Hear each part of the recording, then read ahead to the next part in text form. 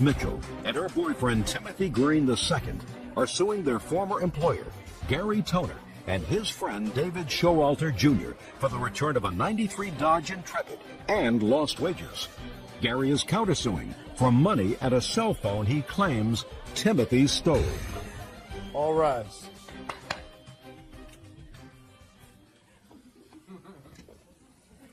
Yes, this is case number 458 on the calendar in the matter of Green, Mitchell versus Toner. Showalter. Parties have been sworn in, Your Honor. You may be seated.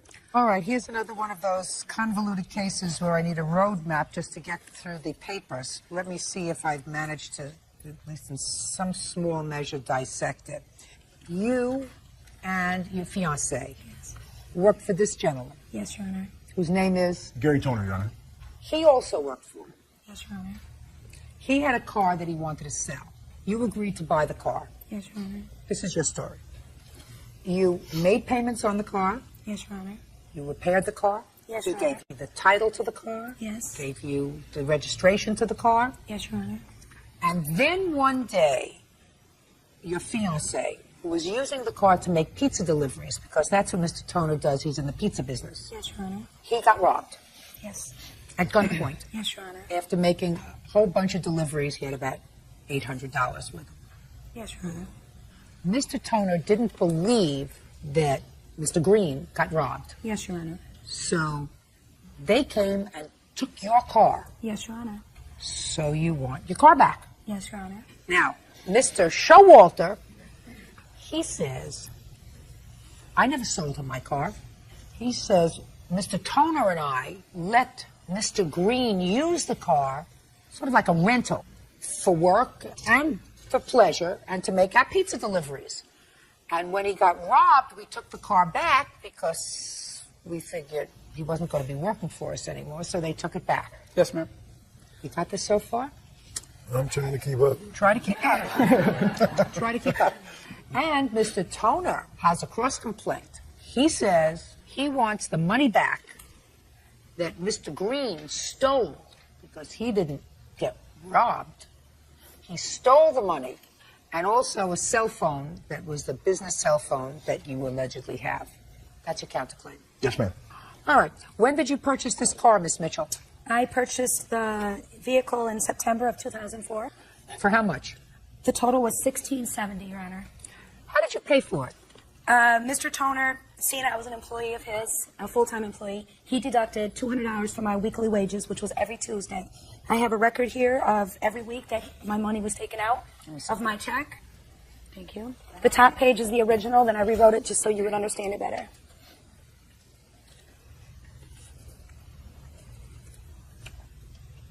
Well, this is cash payment. Your Honor, it was off the books. While I was with Mr. Toner for 3 years, I was paid off the books. That's just how things were done. Not totally true, Your Honor. It's not what? Not totally true, Your Honor. It's enough true so that the IRS is going to be interested in this case. Everybody perk up. Perk up, perk up. Look this. You know something? If I keep going along like this, Bert, I'm going to balance the budget.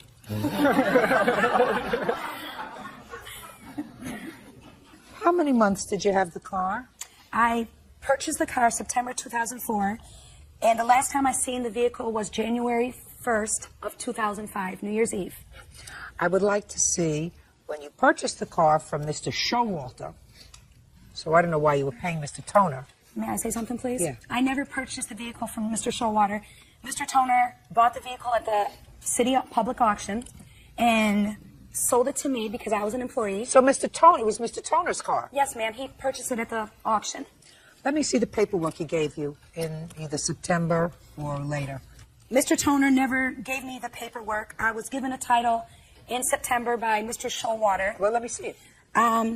They have the title. They did a duplicate of it and stopped the title at the DMV, ma'am. Well, I want to see what paperwork you have that is evidence of Oh, this, okay. As far of as the my sale. receipts and all, I don't have a bill of sales. Mr. Toner never gave me a bill of sales, Your Honor. The proof I have are all the receipts for the 93 Intrepid. It's stated on all these receipts. Let me see. Also, I have the police report, Your Honor. Just a second, just a second, just a second.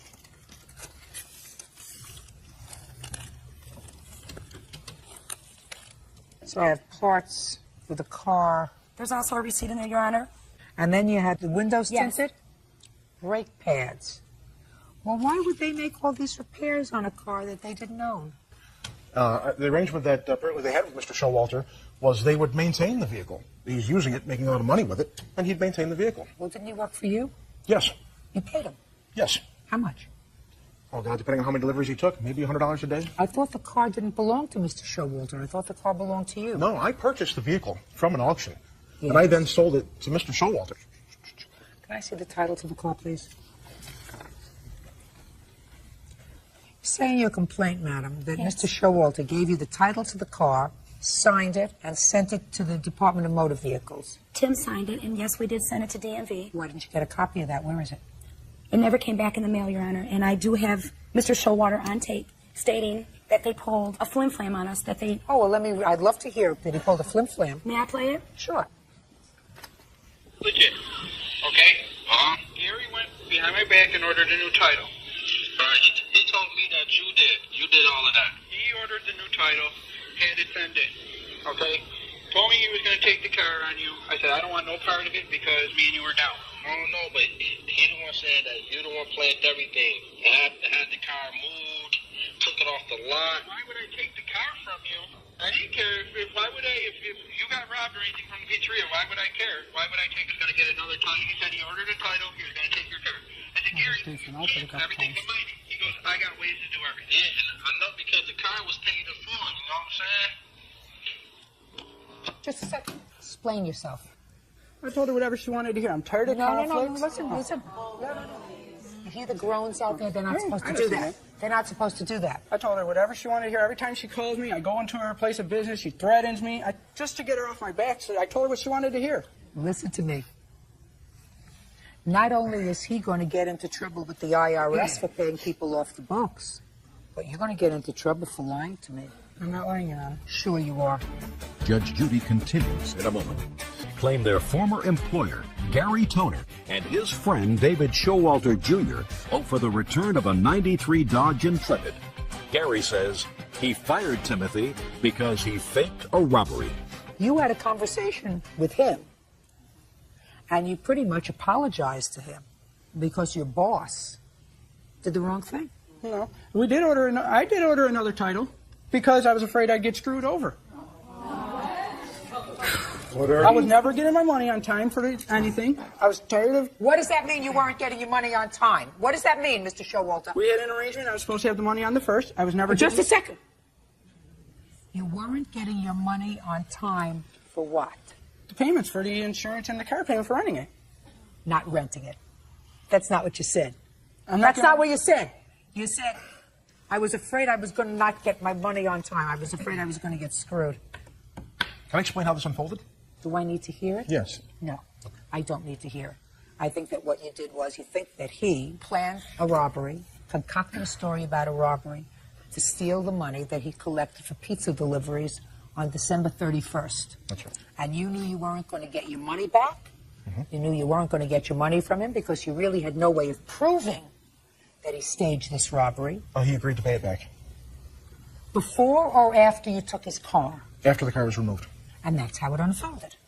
So you took his car, and it was his car. Now we're going to get to your counterclaim. Tell me about... He says he was robbed at gunpoint after he made a day's worth of deliveries. You say you don't believe that the way things unfolded. You think he did it. Now, the only thing I'm interested in is you say he promised to pay you back. Tell me about that. He had agreed to pay back the... Tell me where it happened, when it happened, and what the discussion was. It happened on the 31st December, New Year's Eve. And I received a call at my house, probably midnight or so, saying that the store manager called me and said that he was robbed. And I said to the store manager, well, I had checked with you through the evening, and you had said he had made drops periodically. And how is it he was robbed for the figure he then told me, $880? That's impossible. And I said, okay, I'm coming in. I'm on the way in. En route, I then called Mr. Showalter and said, I think he's pulling something here. Go grab the car. Oh, absolutely. Yeah, I don't know what your Well, situation is with the absolutely. You vehicle. can't do that. It's his car. It's Mr. Showalter's car, Your Honor. No. Okay. No. So on the way That's in- what we're here to determine, sir. Okay. And I'm telling you right now, after I heard that tape, I have determined it's her car. Okay. So then on the way You in... took it as hostage. No, that's not true, Your Honor. Sure. What prompted you to take the car at that point, sir? Oh, I didn't take the car. I simply mentioned to Dave, if you still have money outstanding, you might want to consider taking back your vehicle. Because Steve What probably does owns that his mean? job. Just a second. What does that mean if you still have any money outstanding? Paying for the car. He was behind insurance at that point by 1 month. You know that you thought of that very, very fast, sir. But you No, already, sir. put, No, but no, you no, already, Your Honor, that's but you true. already put your foot in your mouth. If they're behind at all in the car, you better go get it. Go ahead. So I came in. I picked up T, who was at the restaurant. We then drove to the location. Would you please just tell me when he told you he would pay you back? It was right then, that night. Well, tell me about the discussion about I'm going to do. Drove to the location, realized it was nowhere near his delivery room. It was the last run of the evening. The last delivery of the last run didn't add up. He's in a very bad part of town. I said, what are you doing way over here? He said, well, I'm going to get gas. I said, well, there's stations en route to here. He said, well, they were busy. I said, well, what happened? Why'd you get out of the car with all this money in your pocket? He said, people threw eggs at my car and he went out to fight them. Yeah, and? Yeah. So I told him, it doesn't make sense. We got back to the pizzeria. At that point, David Showalter had removed his car. And T said, where's the car? And I said, the car is removed. And you're fired because I don't believe you. Okay. So then a conversation unfolded in the back room where he said, I'm sorry, I'll pay you back. I said, why don't you just tell me the truth? Just tell me you staged it. Tell me you pocketed the money. Because I've had problems with T. Just a second. So what did he say? He'd pay back the money. Is that what you told him? No. What did you tell him? He said I wasn't going to get the car back unless I paid back the money. I ended up working 2 days for free. It's not true, huh? Did you say to him at that point in the back room, all right, I'll pay you back the money? Yes, because he told me I couldn't get the car back unless I paid back the Not money. true, huh? I believe you. I believe you. I believe you. Don't believe you? Don't believe you. Okay. Where's the car now? Do not know, Your Honor. It was robbed. Have the police report? I say, please.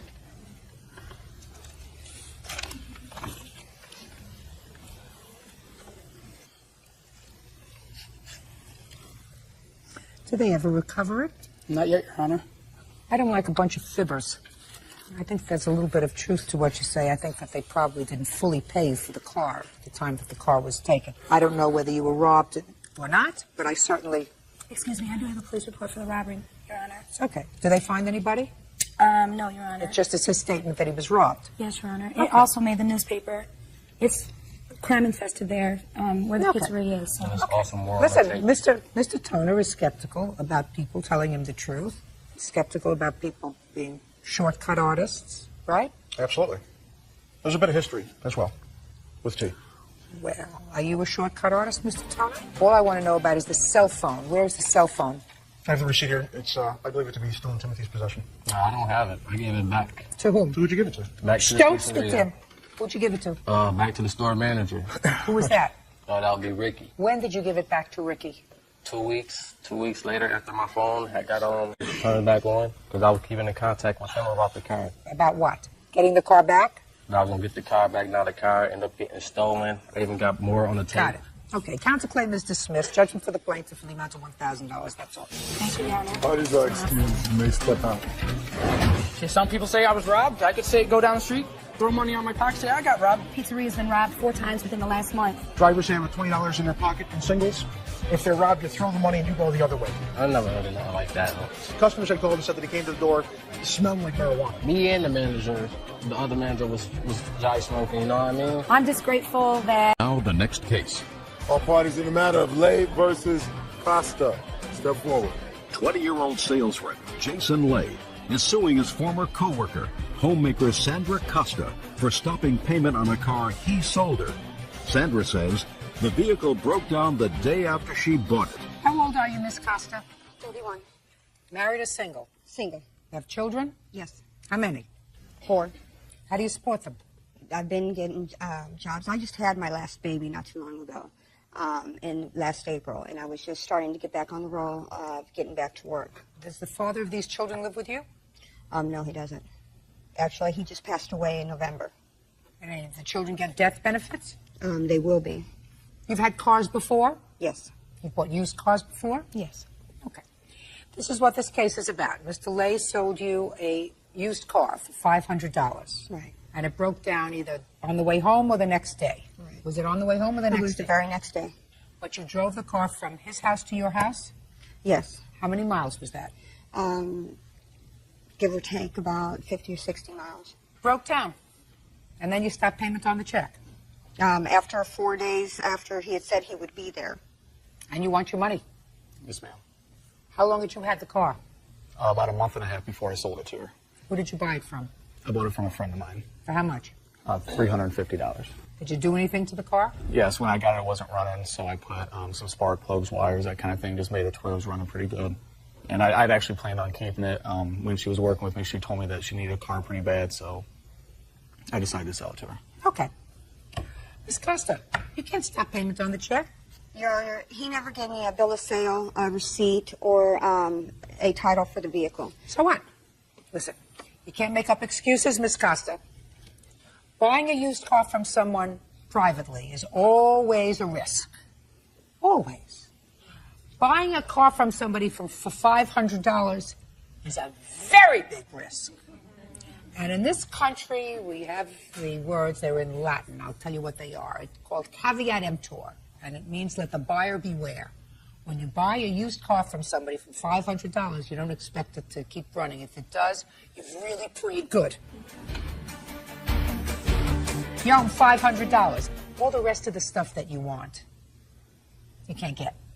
Your aggravation, your lost wages, Well, Your Honor, it was punitive more... damages, harassment. It was more the harassment charge because of the tape that I have right here. Her boyfriend had called after this incident had happened and had threatened my life, had threatened my family's life. This boyfriend? I don't know who it is. I've never seen him. I've only heard him on my voicemail. He had called up via voicemail threatening me and my family's life, and I was very threatened of it. But not her. Well, She didn't call. it was her and her boyfriend that was there. He even says on the Listen to tape. me. This is probably the boyfriend. You the boyfriend? Just a friend. Just a friend. Are you the friend that went and picked her up and got the car? Yes. Right? Yes. You're the friend? Yes. You mean she has a boyfriend other than you? She don't have a boyfriend. Then it must be you. She has a friend. Judge for the plaintiff for the amount of $500. That's all. Parties are excused and they step out. I tried to do a good deed there, and came back, and now I'm here. It apparently has been towed off to a tow yard. I was very threatened for my life. I mean, obviously, she picked up the car from my house, so she knows where I live. It wasn't me that made the phone call. It was somebody else. He could have showed up at any time. For the cost of a plane ticket to Lisbon, Portugal. This used to be your boyfriend. He's not your boyfriend anymore. That's correct. You and your family, I assume your family, were going to Portugal to visit relatives. It is your claim that you laid out money for him to go on that family trip with the understanding that he was going to pay you back. That's correct. Mr. Spearman says there was never an agreement to pay you back for the trip. You wanted him to accompany you. You wanted him to meet your family. And he didn't have the money, so you agreed to pay for it. Yes. Well, tell me about the agreement that you had with him, Mr. Santos. I had spoken to him about possibly going, and I had wanted him to go. And he had always told me that he wanted to go to Europe, and he had wanted to visit several places in Europe. So I suggested for him to come with me, and he wanted to. So I purchased a plane ticket, and he had always told me that he was going to pay me back. Why didn't he purchase the plane ticket? He did not have a credit card, I believe, and he didn't have enough money to purchase it himself. So he had no money? Yeah, not at all. Well, how could he go on a trip if he had no money? Well, he had just started working in a new job, and he said that he was going to pay me back when he got the money. Did you agree to pay her back? Never. Well, tell me how it happened, Mr. Spearman. Well, we were dating on and off, and she originally went to visit her parents down there. So she had the ticket to go down there. While we were broken up, we got back together. That's why she was going down there when I went. Sorry, a little nervous. Try looking at me. Sorry. That'll make you even more nervous. I know. Jennifer DeSantis says ex-boyfriend Dwayne Spearman owes for the cost of a trip to Portugal. Dwayne claims that Jennifer insisted he accompany her. Go ahead. I had to get the time off work at first, which I didn't think I was going to be able to do. When they said I could have the time off, I told her, all right, I could come, but I don't have the money. I have a bank statement that shows I didn't have any money. It was in the negatives. She agrees you had no money. Yes. She told everyone she was going to pay for me. She told my witness. She told my parents. Even on her life journal, I have a paper that says that she would pay for the plane ticket. I was like, why not? Well, first let me see the paper that says she's going to pay for the plane ticket.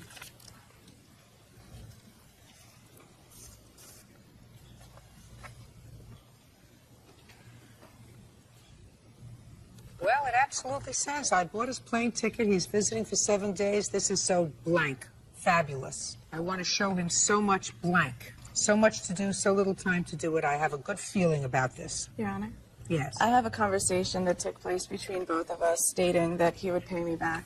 I'd like to see it. I highlighted some of the main parts, and there's 2 screen names listed. I don't know if you can figure it out. He says, I said I'll pay you back eventually. I'm doing that for myself. Technically, though, I didn't want to go. You offered, I said yes. I'd win. It's your word against mine. But then you do agree to pay her back, sir, right? He just kept hounding me. No, that was the first time I had spoken to him since we broke up. And then I spoke to him afterwards, and he had told me that after that conversation took place, and he said he was not going to pay me back. She's only doing this out of spite, though. She no just spite. wanted me to go after we broke up. This is the only time this ever came about. I tend to believe you. Your Honor, may I see that for a second? Absolutely. Thank you. May I Yes. step up and say something? Absolutely. I was First, there. tell me your name. I'm Andrew Palua. I was there the day that they told me that they were going to Portugal, and I kept on making jokes. You know, he's in debt, he can't afford it. She blatantly said it was a gift, and he had not had to pay her back on many occasions. Just a second. Didn't you hear what I just said? I know that you had something that you were dying to get out and dying to say. But is there anything different from what you said than what I just said? No. Then you can sit down. Thank you very much. I have other things to do today.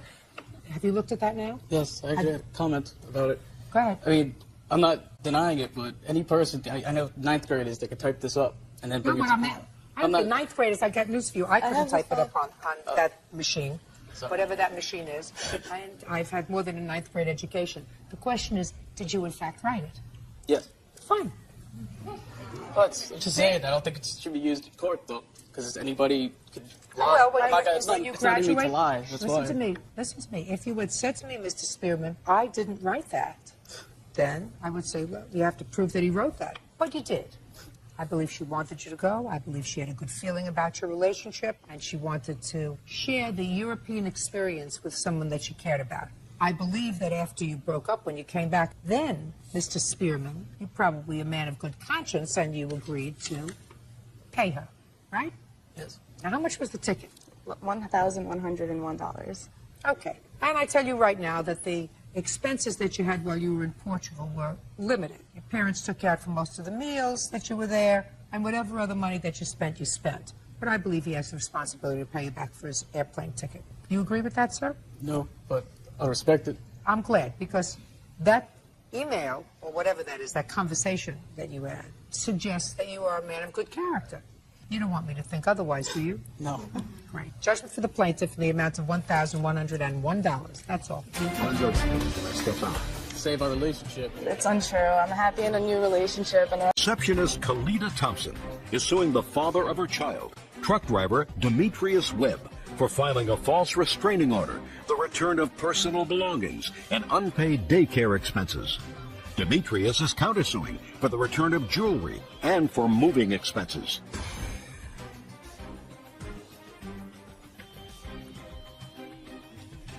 Yeah, this is case number 460 on the calendar, the matter of Thompson versus Webb. Parties have been sworn in, Judge. You may be seated. Ma'am, have a seat, please. Miss Thompson, Mr. Webb used to be your boyfriend. Correct. He also is the father of a child that you have, a boy. correct. According to your complaint, while you were living together, Mr. Webb filed false domestic violence charges against you, causing you to be taken into custody. While you were in custody, it is your claim that he took property that belonged to you from the house, which was your house. Correct. And in addition, he committed himself to paying for one half of your son's daycare, Correct. which he has not done. Correct. Mr. Webb says that he rightfully filed an application for a protective order because you attacked him, that he took nothing from the apartment that was not his, and in addition, he says that you made the home environment unsafe, causing him to move, and he wants moving expenses, right? Correct. All right, Miss Thompson, how old is your child? He's 3 years old. And when did you and Mr. Webb move into this house together? About a year and a half ago. Was it your house? Yes, it is. Is it a house, an apartment, a rental? What is It's it? a rental. How long have you lived there? It's been 2 years in November. So he moved in with you? Mm-hmm. After the baby was born? Yes. And your name is the only name on the lease? Correct. Tell me about the allegations of domestic violence. When did he file those charges? On November 3rd. Of 2004? Correct. Tell me about the incident that sparked that. Okay. On November 3rd, I had just came back from school, and I was laying down in the bed, and he came home because we had been arguing a couple of days before the 3rd, and I had told him before the 3rd that, you know, we're not getting along. We need to go our separate ways and make some type of arrangements with our son, Derek.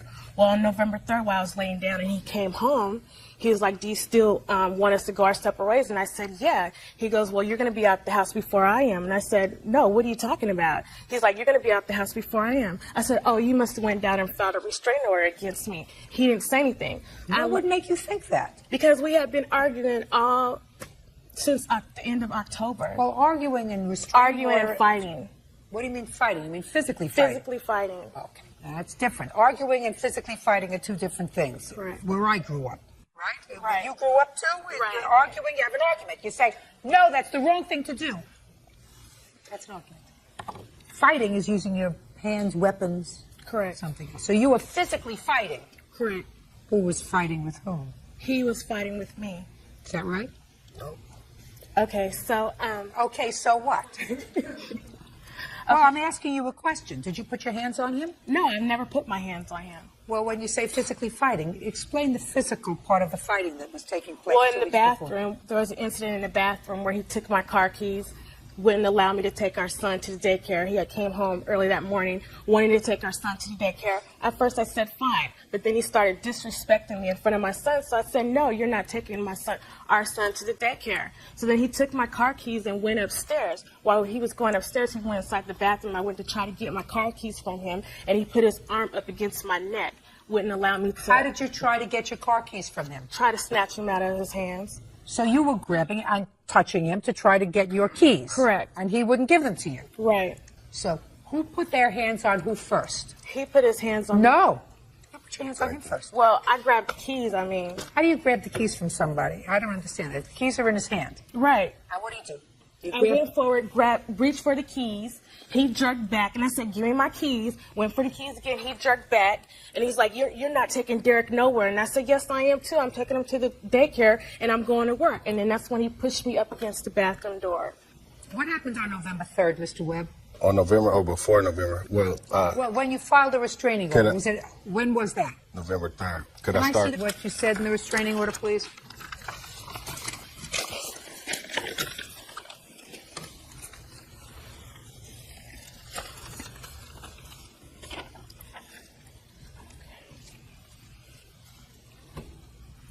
Okay, this is what you say. You say on November 2nd, which was the date of the abuse, sir, according to you, she did something to you at your house. I want you to tell me what it is that she did. Okay. The reason why we were fighting is because I found her prescription for Valtrex. Your Honor, that is not even relevant. I found her prescription. That is not why we were fighting. Listen to me. Don't interrupt him. You explain to me your version of why you were fighting. Okay, that's fine. He didn't interrupt. I'm sorry. You filed this case, and you said he made false allegations against you, and you want to be compensated for that. Correct. So I have to make a determination. Do you understand? Yes. Good. Go. Okay. I found a prescription bottle for Valtrex, and I didn't know what it was. I looked it up on the internet and found out that Valtrex is for herpes. So I found out, I assumed that from the prescription or what it was for, that she had herpes. And Which she gave to me. And this I didn't know nothing about. Okay. So I confronted her with it. And that would cause the arguments and the fights. Ms. Thompson, I don't know whether I would have added this to my complaint, these allegations, because this He's is lying. Well, this is his version of what you were fighting about. I That's have not proof. what we were fighting about. I have proof. No, it's not. That's not what we were fighting about. We were fighting because of domestic violence abuse. That's what we were fighting about. Well, that starts off with something, you know. That's because he was out going around sleeping around. It wasn't me sleeping around. It was him that was sleeping around. Well, that's possible, you see. That's possible, but domestic violence starts from an argument over something. Correct. So I would not have broached this issue and put it in a complaint if I were in your position, because there were certain things that are embarrassing, and quite rightfully you don't want them aired. But you brought this case. That's right. All right, totally up to you. If you want to withdraw that part of your complaint and just proceed with the stuff that you say he took, I'll be more than happy to drop this part of your complaint and we can move forward. It's up to you. What do you want to do? I don't want to drop it. Judge Judy continues in a moment. Thompson says the father of her child, Demetrius Webb, made false complaints to the police in order to get a temporary restraining order. Demetrius claims he was in fear for his life. Okay, now I know what you were arguing about, sir. Yes. I just want you to tell me what you allege she did to you on November 2nd, that you swore to the judge she did on November 2nd, which allowed the judge to issue a temporary restraining order. Okay, well, she threatened to wreck my car. That's And not what- true. I don't want... Go ahead. She threatened to wreck my car. And while I was holding my son, she threw things at me. She threw glasses, a can of beer. Listen to me, sir. You got to be very, very careful what you tell me. Because according to what I read, that didn't happen on the 2nd of November. That, according that to was you, happened in October. No, that was one incident. There were several. I asked you what happened on November 2nd. The 2nd of November, she also threw things at me, and she attempted to snatch my son out of my arms. You say she punched me in the face. You Yes, forgot that? and I'm getting to that. Well, get there, sir. She punched me in the face while I was holding my son. And she scratched you, Yes. according to you. All right. Did you have a trial on this protective order? No, we didn't have a trial. What happened with it? He motioned for it to be dismissed. Is that right? Yes, that's correct. Why? Because I was out of the home and I was no longer in danger. So there was no need to continue to restrain an order because I wanted her to see her son. Let me ask you this question, Mr. Webb. According to what I read here, and by the way, there's nothing contained in this police write-up about you being punched in the face or scratched. But according to what I read, you went and filed the restraining order the day before she was arrested, correct? Yes. So that when you went home on November 3rd, you knew that you had already filed for a restraining order. Yes. So the day before, you went in to file for a protective order saying, I'm in imminent danger. That's what you said. Yes. And what I don't understand, Mr. Webb, is then you went home. You see, if I went to file for a protective order and I was in imminent danger from somebody, I wouldn't go home to where I knew they were living. Why did you go home on the 3rd? Okay, because they told me they were going to serve her at work, and she came home early that day. I went home. I was going to get some belongings and leave before she got home. She was home unusually early that day. And when did you discover she was at home? When I got there. Was her car there? Yes. Well, if her car was outside, sir, then you knew she was home. Yes. Then what did you go inside for? I went inside to get some belongings. Well, Mr. Webb, what I'm saying to you, sir, is if I were afraid for my life and my safety, I would say, I'm going to wait until they serve this lady. I'm not going to go inside. She came home early. Maybe she got a headache. I'm not going to go inside to where she's at now because I'm afraid. If I were really afraid, if it wasn't a ploy to get a little one-upmanship. Now, let me understand something. After she was arrested, how long did you stay in jail? Not in jail. I was restrained from my house for 7 days. So you were out of the house for 7 days. Correct. Where was your son? I had my 2 oldest sons with me, and the youngest one was with him because he said that I would put my youngest son in danger or had some anger management problem. Okay. And then you went into court, sir, and you withdrew the protective order after 7 days. Is that right? Yes. You mean in 7 days you got back together, you discussed things nicely with each other? No, because the danger was in the home. I wasn't in the home anymore. I was moved out. So this protective order that you filed, sir, the purpose of it was to allow you to peaceably move out of your home. Is that what you're telling me? No, the purpose of it was allow me to move out of my home without being attacked. No, the purpose Just a second. I said to move out of your home peacefully. Yeah, that's correct. Yeah. Well, then you were abusing the system, sir. No, I wasn't. No, because that's not what you wrote here. It's not what you told the judge. If you had said in your moving papers, listen, we've been fighting. I just want to be able to get my things and move out of the house without any problem. Judge would have said, fine. I will give you an order that says that you, in the company of a police officer, may go home, remove your personal property, and leave.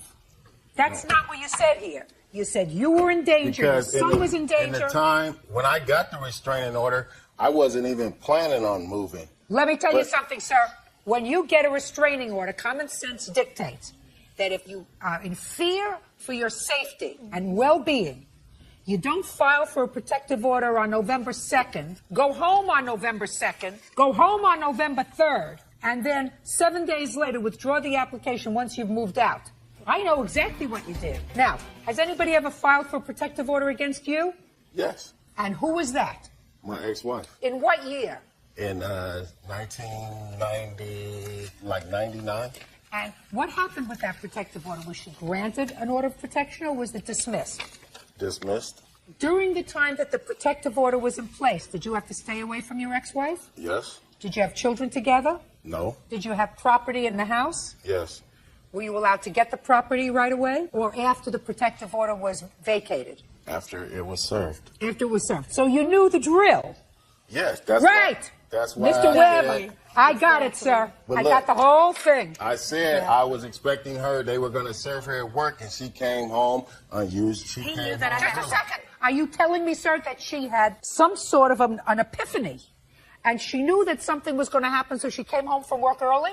I don't know. Well, I didn't know either. All I know is that you filed for this protective order, and you had no right to do it. You didn't file it because you were in imminent fear of your life. You filed it because you wanted an opportunity to get your property out of the house. Exactly. I filed it because she Baloney. attacked me. That's all. I don't. Baloney. Now, what personal property do you claim he took that's yours? Don't give me a laundry list. I'm not interested. He took my clothes, shoes, computer, kitchen items. I'm not interested in kitchen items. Well, I'm not interested mainly my clothes and my shoes and my computer. What would he do with your clothes and your shoes? Ask him that. I mean, he took even my dirty clothes, underwears and bras, and left only one shoe for each pair. Let's go. Let's go. No, I did not take. While she was ordered, I did not take her clothes. What'd you take? I took my belongings. No, you didn't. Listen, Miss Thompson, if you interrupt again, I'm going to dismiss your claim. Do you understand? Yes, I'm sorry. I took my belongings, okay? I took all the furniture in the home, which belonged to me, that I purchased. What about her computer? Did you take the computer? Yeah, I took the computer, which was our computer. Okay. Who purchased the computer? I purchased the computer. Be careful of what you say to me, because you know I go into it. When you say who bought it, who paid for it? I did. Show me. I don't have. She took all the papers. Show me. She took all the receipts and everything. I had this computer ever since I've been going to school. I graduated in June. From the beginning, I started school because all my classes are online. That doesn't mean she purchased it. Well, let me see the proof for it. That's all they gave me was that printout. Payment history by rental. Is this a... I rented it from Rent-A-Center, and I was making payments through Rent-A-Center. Okay, got it. Yeah, it's our computer. Oh, no question. It's our computer. Okay. Now, all right, let's leave that for a minute. Let's go to money owed for daycare expenses. Right. When do you say he agreed to pay for half of your son's daycare? I believe it was like November of 2004. And where were you when he agreed to pay for half? We were at the house. Before or after this altercation on the 2nd or 3rd of November? It was before. So it had to be November 1st. Well, tell me where you were both sitting when you had this discussion that he was going to pay for half of the daycare. In the living room on the couch. Okay, and tell me about the conversation. We just made a verbal agreement that he would pay for half of the child care. Now, when did you make arrangements to go to family court with regard to support for your son? After November 10th, after he placed the order against me regarding a restraining order. All right. This is why, Miss Thompson, that when you lie, it's a bad thing. Very bad thing. Because I'm going to read to you from your complaint that you swore to. You said, Demetrius and I had a verbal agreement that he would pay for half of our son's daycare until everything was resolved in the family court. Now, on November 1st, when you allegedly had this discussion sitting calmly on the couch in your house, you had no family court appointment. You didn't make a family court appointment until you started out with the criminal court with regards to the protective order. Right. Right. So you couldn't have had the discussion with him on November 1st. He had been. Baloney. Oh, Baloney. God. Okay. I don't like when you lie. You don't get moving expenses, sir. You moved out? Good for you. You weren't getting along? That's the way it goes. I think that what you did was the wrong thing. even though she lied to me, and I usually don't like that, and I would not reward her. But I think that what you did to her by filing this protective order was nothing more than vicious and vindictive. You could have handled it in a much more civilized way by saying, I'm moving out, and you could have moved out your things very easily while she was at work. And you don't have to have her, mother of your child, in a situation where she has a criminal record, where she's taken into custody, where she's served with a protective order, where she's prevented from going to her own home. You did the wrong thing, and that's going to cost you $2,500. Judgment for the plaintiff in the amount of $2,500. That's Hurry's our excuse, step out. She caught her blatantly lying and still awarded her. I'm really grateful that, she made that decision. If she's lying, I mean, that's it. Everything's a lie. He was a total liar in the room. She was lying about everything. The judge proved it, and I'm just really grateful that this is over with. She created a violent situation. He was cussing at me, calling me all kinds of names in front of my 3-year-old child. I was upset, but, I was like, okay, well, that's it. I'm moving. That's it. There ain't no future. We just have a communication between me and our son, and that's it. I'm just going to take care of my son like I've been doing, And I want him to have a part of his son's life, but he's not doing nothing now. He can't even pick him up on the days. Year-old student Annette Wagers is suing her former friend, 22-year-old construction worker Justin Lawson, for assaulting her after she turned down his sexual advances. Justin denies the charge and claims Annette suffered a seizure. Now it's case number 41 on the calendar, the matter of Wagers versus Lawson. Parties have been sworn in, Judge. You may be seated. Folks, have a seat, please. Miss Wagers, it is your claim that Mr. Lawson, who used to be a friend of yours, assaulted you when you were out camping with him and with some of his friends. Mr. Lawson says that you absolutely were not assaulted. What happened is you got into sort of a scuffle and you fell and had a seizure. Is that right, sir? Yes. How do you know him? I met him through a friend of my cousin's. Were you dating him? No. But you decided to go camping with a group. Right. And where were you going camping? Carlsbad State Beach. You'd have to keep your voice up. I'm old. I'm sorry, it's the Carlsbad State Beach. How many people were going? Well, Justin and I, we went together. This is Justin? That's correct. Okay. It was approximately 2 families, maybe 5 people each family, maybe like 12, 13 people. Okay, now tell me about this episode that you had. We had a great day. We hung out at the beach with his friend Kenny and their family, and his younger brother. He had started drinking over the day, which I didn't really see as a problem. You mean Justin? Correct. We eventually decided that the sleeping arrangements would be we would sleep in the bed of his truck with an air mattress because everything else was taken. The tents were taken, the RV was... So who was going to sleep in the truck on an air mattress? Justin and I. Okay.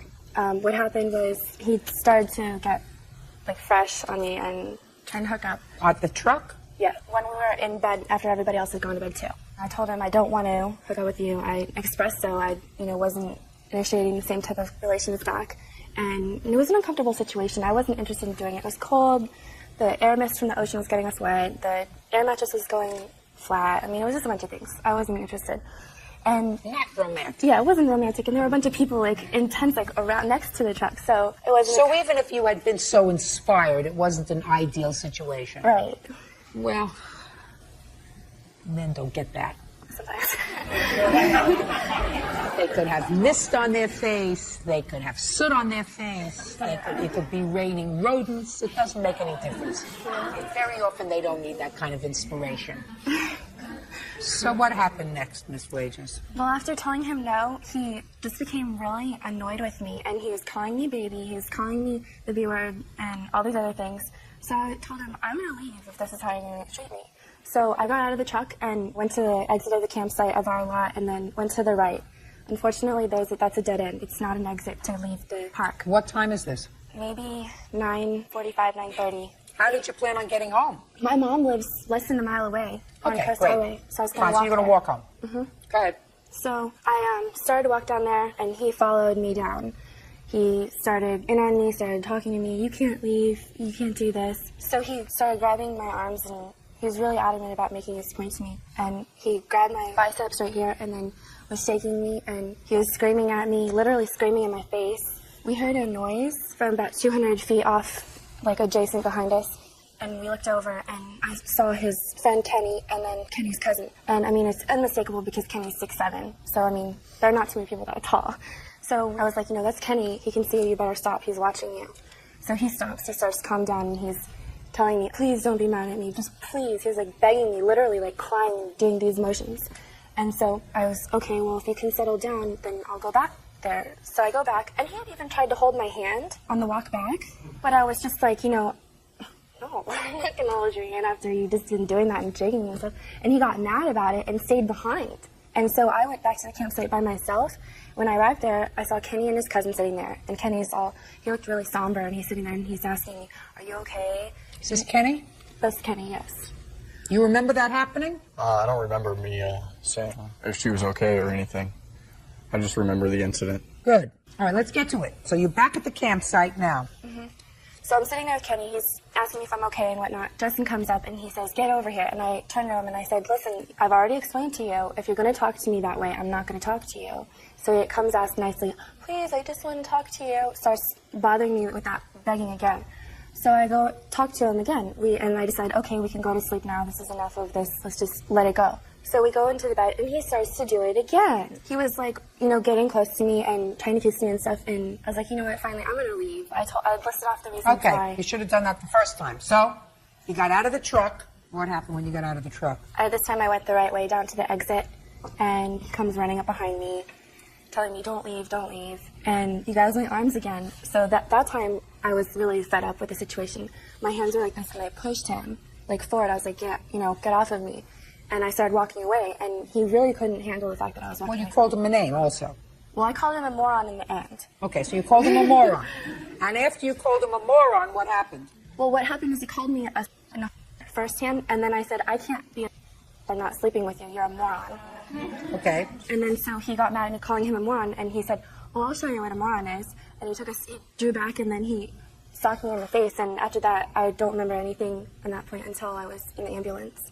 Do you have a medical report? Certainly. Can I see the please? Sure.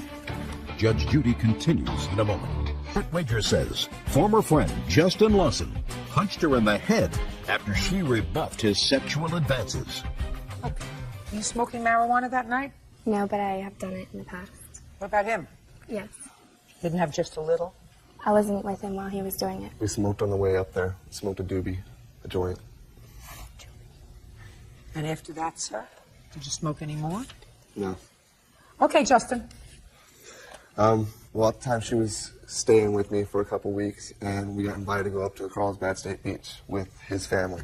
I decided to ask her if she wanted to go along. She said yes, that'd be cool. On the way up there, everything was fine. We got up there and stopped at the campsite, had some dinner, and everything was going okay. Yes, I was cuddly with her at the time. We were intimate. And you were intimate? Yes, at the time before. Just a second. For the first time? No, this is for 2 weeks prior that we hooked up, and that's when she was living with me. We went to the bar that night. Is that right? I had known him for a week, and I wasn't living with him. I was staying with my girlfriend who he knew. The question is, had you been intimate with him before the night of the 15th of July? A week prior, yes. You had been? Mm-hmm. Okay. So when you got into the bed of the truck, you anticipated that this was going to be a recurring theme. Not necessarily. Yes, I can say I had been drinking that night. I got in and just pretty much put my arm around her and cuddled like I would do any other time. Yeah, I might have touched her stomach or rubbed her leg and gave her the wrong impression. Yes, she got out of the car and she walked away. I chased her down for the time I had feelings for her. I liked her. So I followed her, asked her what was going on, and she said she wasn't happy and that she wanted to leave. I went for the walk, talked about it and everything was fine. All the way back, she was being kind of loud, and she wanted to go into the campsite and get one of her bags or something. I told her that we couldn't go in the campsite until she got a little bit quiet because his parents were sleeping at the time. And she didn't like that fact at all. She wanted her bag out of my truck right then and there. She wasn't going to stay with me that night. She wanted to go home. So she wanted to go back to the campsite to get her bag to leave? Yes, out of my truck at the time. And at the time, I couldn't let her in just because of my parents were sleeping and she was being loud. She was being belligerent. At the time of that, Kenny walked up with his cousin, asked us what was going on. She said nothing was going on and went in and got her bag or whatever. Well, she started walking off, and I called her name for walking off. Called her a name? Yes, I called her a B for walking off, You mean for leaving? For leaving, yes. I didn't understand what was going on. I didn't understand what was happening. All night long, everything was great. Through dinner, everything was great. And then, well, this was the second time, Justin, that she was trying to leave. Yeah, she tried to walk away, and I stopped her before, yes. So why didn't you just let her leave? Well, the second time when she turned around, you know, I said, you know, I don't know why you're being a B. You know, I don't see why we can't just talk and see what's going on. Because I didn't know what was going on. All of a sudden, she just turned on me. I mean, it was all night long she was cool, and then all of a sudden she turned on me, and it was total different face. So finally I told her, I said, well, yeah, why don't you go home? And so she started walking or whatever. Well, I said something underneath my breath, and she heard me, and she didn't like what I said. To this day, I cannot remember exactly what I said. I might have called her an H or something, but I don't know for sure. She turned around, came over, and started pushing on me. She lunged the last time. I stepped out of the way. She fell down. She was laying on her face. I waited for her to get up or whatever, and she didn't move at all, so I rolled her over, and she was having a seizure. At the time, he ran in and got his dad. His dad's diabetic, has seizures and stuff. So he's like, she's having a seizure right now. Don't touch her. Who said that? His father. I don't care what you say his father said. That's hearsay. If his father wanted to support your position, he could have been here. He's at work, son. That's your story. Your story is she fell over and she was having a seizure. Yes. She never had a seizure before in her life. Well, the paramedics, when they came to pick her up, she got up and walked to the ambulance herself. You know, she was... Did you tell the paramedics she had a seizure? No, Are you the friend that told the paramedics that she had a seizure, Justin? I told the ranger that I thought she was having a seizure. You told the ranger that you thought she was having a seizure? Yeah. How from a seizure did she have a swollen problem with her temporomandibular joint? Because she fell face first on the ground. You fall face first. You fall over here. You don't fall on your side. Well, when I rolled her over, she was laying with her face like this, like with her arms out. Justin, I don't buy that, honey. Well, I'm sorry. Justin, I don't buy that, my dear. You know why? Because it doesn't make sense. Because if you're having a seizure and you fall, and even if you fall on your side, you fall on this side of your head, you don't. It's very hard to fall on this indentation unless you happen to be unlucky enough to fall on a rock that's sticking out on this part of your face. So you could fall over here, you could fall over here, fall on the front of your face, but to fall and get this part of your face, that's quite a trick. You want to be in Cirque du Soleil. That's why I don't buy what you're saying to me, Justin. Okay. Don't buy it, my dear. And the fact that you went to the hospital afterwards with her and waited for her to wake up and told the doctor before she woke up that she had had a seizure. That's what, you're the friend. You did go to the hospital with her, didn't you? Yes, I did. Yeah. Were you nervous? At the hospital? Yeah. I was crying the whole time. I didn't know I don't what blame you happened to for her. crying. I don't think that you meant anything to happen bad to her that night. I think you had a little too much to drink and a little too much to smoke. And she wanted to leave and she wanted to go home and you didn't want her to go home. And you left out the fact that, according to your answer, you said, I grabbed her bag to throw it back in my truck, but she kept pushing me trying to get her bag back. How come you forgot that? How come you forgot to tell me that you weren't letting her leave, that you took her bag and you were throwing it in your truck because you were trying to prevent her from leaving?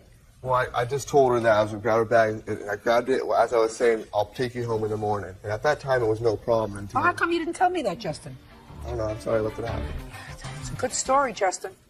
It doesn't wash with me. I think you got angry with her. I think that you called you a moron. You hauled off and socked her, and I think she fell down and she hit her head, and you got a little bit nervous. Well, I didn't sock her. Well, that's what I think you did. And since my judgment is the only one that counts, and since her story is supported by what I'm reading in the medical reports, judgment for the plaintiff in the amount of $3,900. Thank you very much. Parties are excused when they step out. We've known each other for a week, so it wasn't a long-term relationship or anything we got really serious about. You can't say boyfriend and girl if I can say sexual partners. Well, she tried to leave the situation. And now the next case. All parties in the matter of Lombardo versus Rao. Step forward, please. 21-year-old waitress Elizabeth Lombardo is suing her ex-boyfriend, 22-year-old construction worker Bo Rao, for several loans she made throughout their relationship. Bo says Elizabeth is holding his belongings hostage. Miss Lombardo, this gentleman used to be your boyfriend, and you lived together for a period of time. According to you, when you separated, he owed you some money. Yes. Mr. Rouse says he doesn't owe you any money. Relationships are a give-and-take thing. So get over it and move on with it, right? Yes, ma'am. When did you live together, Miss Lombardo? We lived together from May probably to August of 2004. We started in May 2003. Is that about right? That's about right. And did you move into an apartment together, or did you... No, we moved in with my family.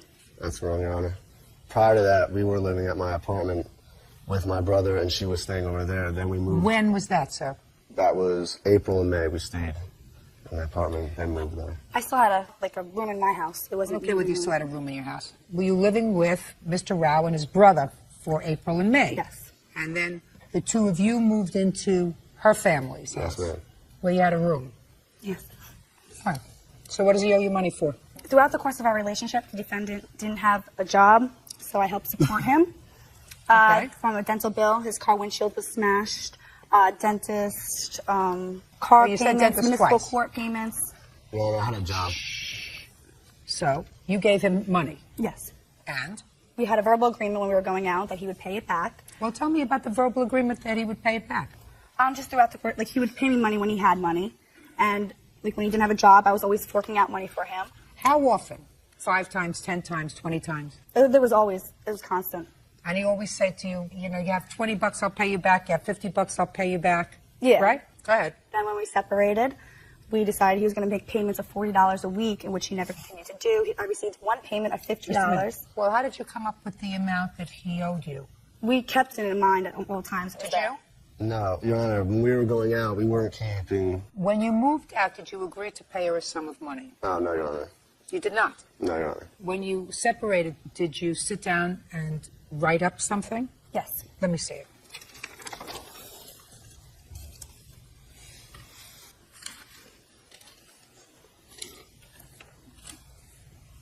Did you sign this IOU? No, Your Honor. And for us to sign each other's name on something was pretty common. I could show you receipts with my signing for her debit card, or her signing for my debit card. It was nothing. You didn't sign this? No, Your Honor. Right. Tell me the circumstances surrounding your separation, Mr. Rao. The relationship just got ridiculous. She was constantly lying. Everything that would come up would be a lie about something. I couldn't live at her house anymore. And I actually left for the weekend after a fight, and when I came back, all my stuff was at my parents' house, and she said I had to be out. So she moved your stuff She out? moved it with no notice of anything. So that she wanted me out. I'm ready to hear the rest. 30 seconds or less, Miss Lombardo. When he moved out, when he wanted his bed, his stuff was there, that's when you don't believe that he signed the paper. Well, just a minute. So if what you're telling me, you told me he couldn't take his things unless he signed the paper? Mm-hmm. Then even if he signed it, it's worthless. He had this agreement with me. Let me explain something to you. He didn't. What you're saying is that during the course of your year and some months relationship, if you gave him $20, if you gave him $50, whatever it was, he said to you, when I get it, I'll pay you back. And that's what people do when they live together and they're not married. Don't worry, honey, I'll pay you back. That's not a loan.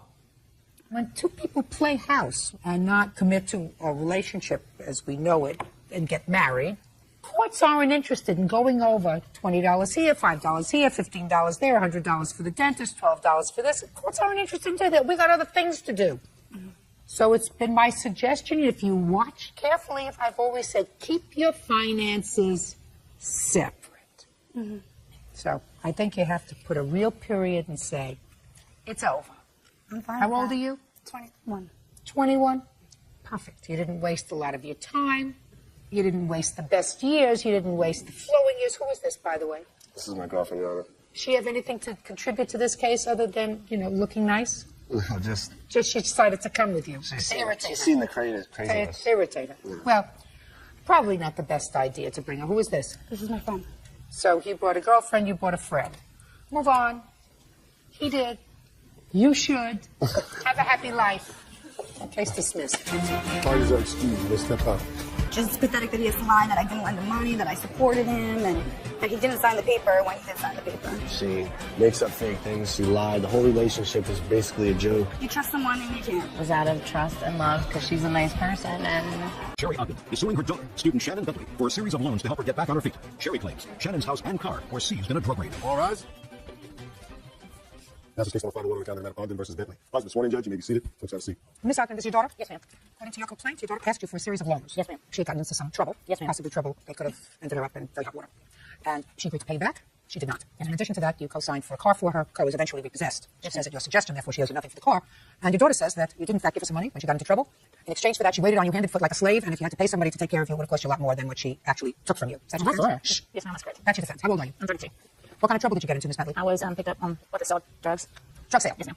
I haven't been charged yet, but I was picked up for that. When was that? That was September 1st, 2004. Are those charges still pending? Yes, ma'am. You have a lawyer involved in that case? What did you need money for? Well, whenever I first, my mom offered me a place to stay, to get back on my feet, to get cleaned up and stay out of trouble, and I took her up on it, and I had a couple hot checks. What do you mean hot checks? Well, I mean, I had written a couple checks, and they weren't covered. I thought the money was going to make, but it wasn't. So you needed money? Right. She offered. I didn't ask. How much money did you need? I think that was $250 at that time, and there was also an incident where I was going through divorce at the same time, and I had my ex filed telephone harassment on me, and so I also had to file for that for court. I didn't ask her to pay it again. She offered. I was going to come up with the money. You were going to come up with the money. How much was that? $500. Does your mother work? Nope. How does she support herself? My stepdad pays her bills. So she's married and she lives with her husband. Yes. So it really is the income that's coming into the house is his income. Right. She loans it out to other family members just like she did me. She offers it to other family members with the understanding that they're not going to pay her back. Or that they will if they can, whenever. If they don't, she wants it right then, and she wants it right then. Who are you? My witness, Robert Dillon. How is he related to you? He's my boyfriend. He was there whenever she offered to pay some of the bills for me and stuff. Was he also arrested on these drug charges? Yes, ma'am. You have the same lawyer or a different lawyer? Different lawyers. That's a good idea. You understand why you have a different lawyer, don't you? No. Because eventually one of you is going to put it on the other. Amen. Well, that's going to happen. That's why I have two different lawyers. So let's deal with the $750.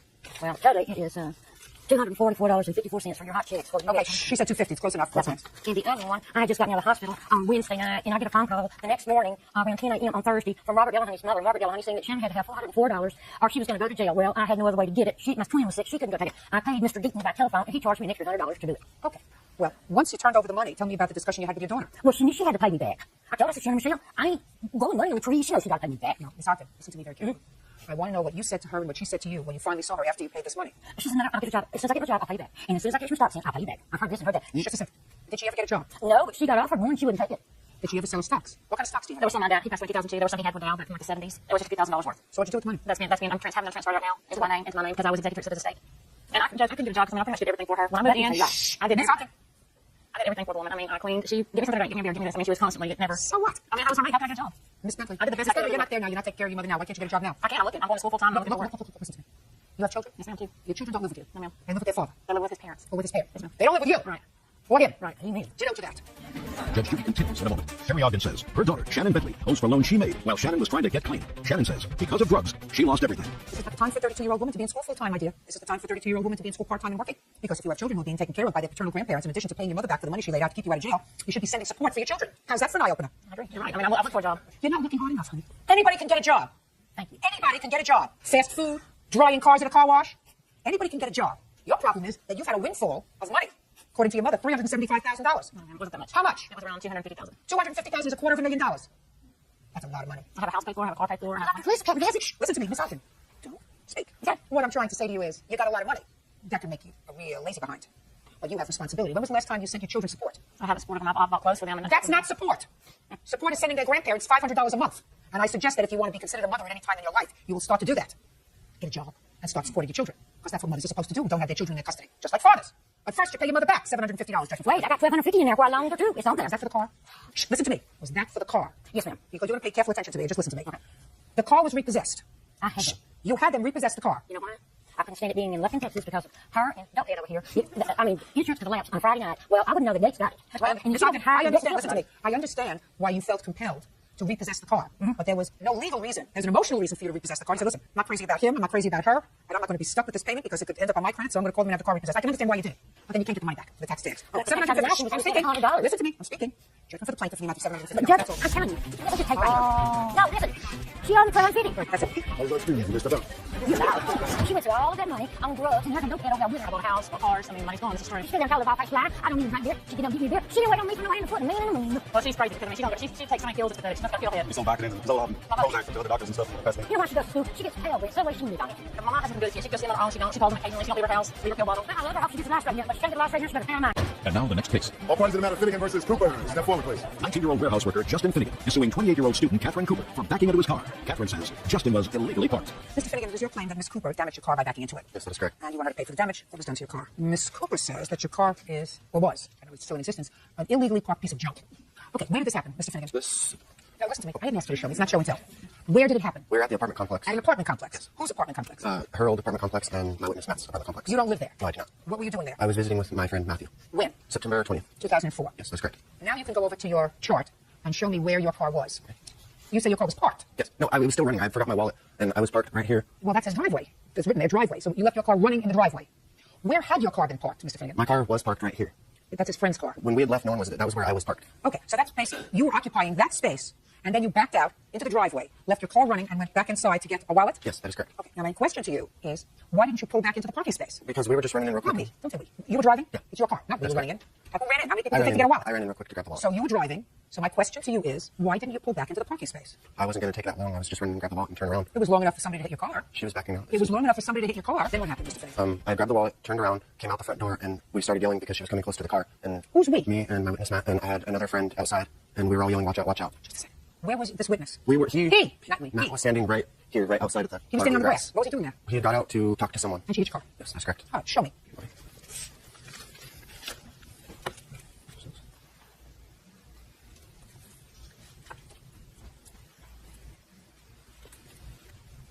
What's his house? Picture of a house. That one is a picture of the pole. What does the pole have to do with this? I was just showing that she has broke that pole several times with her vehicle. I want to see a picture of your whole car, sir. The whole car. We don't have one of the full car. Why not? Because I just took a picture of What's one. this pole? What's a we? Sorry. I want to see a picture of the whole car. She says that this is a gray car that you've painted with house paint. Looks like that to me, this little thing over here, because that has to go to your damages, sir. Is this car painted with house paint? No, it's primer. It was right. Primer. Who painted it with primer? It was primer when I bought it. I was getting ready for paint. How long have you had it? I had it for a year. Did you ever have it painted? I haven't had it yet. It's sitting in the shop right now. Why? Because I was rebuilding the car. All right, Ms. Cooper, I'll hear you. Okay. On the 20th of September, 2004, you backed into his car. Yes, I did. And right after that happened, I got all his friends. There was more than that many people around me. They surrounded me, and they were yelling at me and calling me all kinds of horrible names. And I told them, fine, I'll just pay you. I was on my way to work. So I left after that. I needed to get out of there. There was a bunch of teenagers, and they were all partying. There's a lot of traffic in and out of the place all the time. And they all started harassing me, and the harassment never ended. Okay, so you backed into his car? Yeah. You didn't see it? I didn't see it. There was a car parked next to me. I was parked in my normal parking spot. And I see where you say your car was parked. Okay. Now, what happened then, Mr. Finnegan? She didn't pay you for it, is that right? Yes. She had asked me to get her, bring her an estimate, and she would make payments for it. Fine. Did you bring her an estimate? Yes, I did. Was it a reasonable estimate? Yes. What was it for? It was $670.20. How much did you pay for the car? I paid $2,000 for the car. What year, make, and model car is it? It's a 1990 Honda Civic. Did you buy it in primer code? Yes, I did. And you paid $2,000 for it? That is correct. Somebody saw you coming. So you gave her this estimate. Go ahead. What happened? And I had waited. She had said she was waiting on a check, and I said okay. And I came back to her, and she had said, I don't have the money. I just started a new job. And I had waited another week or so, and I came back and I followed up each week about the money, and every time it was a different story. Why don't you tell Officer Berg here what you did, sir? I had asked her about the money, and she said, well, I'm moving, and I don't have the money. And so, out of anger, I got mad, and I took a baseball bat to the back window. Of what? Of her vehicle. Of her car? That's correct. Who was in the car at the time? Her daughter was in the car. Her baby was in the car? And I did not know that at the time. No, I told her. Shh. Got it? Ooh. You got your anger out. And you were arrested. That's correct. And you pled guilty to vandalism. It was criminal mischief. And you were forced to pay restitution. That is correct. What do we think? Petrie Hawkinsburg. Evidently, Mr. Finnegan understands how to go to small claims court and file papers. He even knows how to oversee drawing diagrams. Oh, yeah. Mr. Finnegan, you think I'm sympathetic to you, sir? No, ma'am. You're right. That you're right about. And why do you think I'm not sympathetic to you, Mr. Finnegan? Because of what I did was not right. Correct. In any way, One thing was an accident, at least partially caused by your own negligence, for leaving your car running in a parking lot where there were children around. Child could have run into the car, driven, hurt themselves, hurt a lot of other people, because you couldn't take the time. You must have been off to a very, very important corporate meeting, so that you couldn't pull this car back into the parking space, turn off the ignition, and take the key when you went inside to get your wallet. So at least you were partially responsible for what happened to your own piece of junk. Yes, ma'am. And instead of acting like a grown-up and saying, well, she's not paying me, that's not the right thing to do. Maybe it'll cost me $50 to have my car fixed. Instead, you take a baseball bat to her car with her baby in the car sitting in the back seat and smash the window. Yes, ma'am. You think that a court is going to be sympathetic to you? No, ma'am. You're right. Your case is dismissed. That's fine. I'm going to step up. We have fight clubs, but teenagers beating each other up all over the place, bleeding all over the parking lot. And, we're teenagers. We have lots of friends, I know that there's drug activity going on around there. We meet up there, and then, we all leave together. He said, no, my daughter's in the car, Justin, because I saw him come around with a baseball bat. 19-year-old customer service rep David Gonzalez is suing 27-year-old merchandising manager Keith Stoddard for vandalizing his car. He claims David sexually assaulted his friend, Amanda.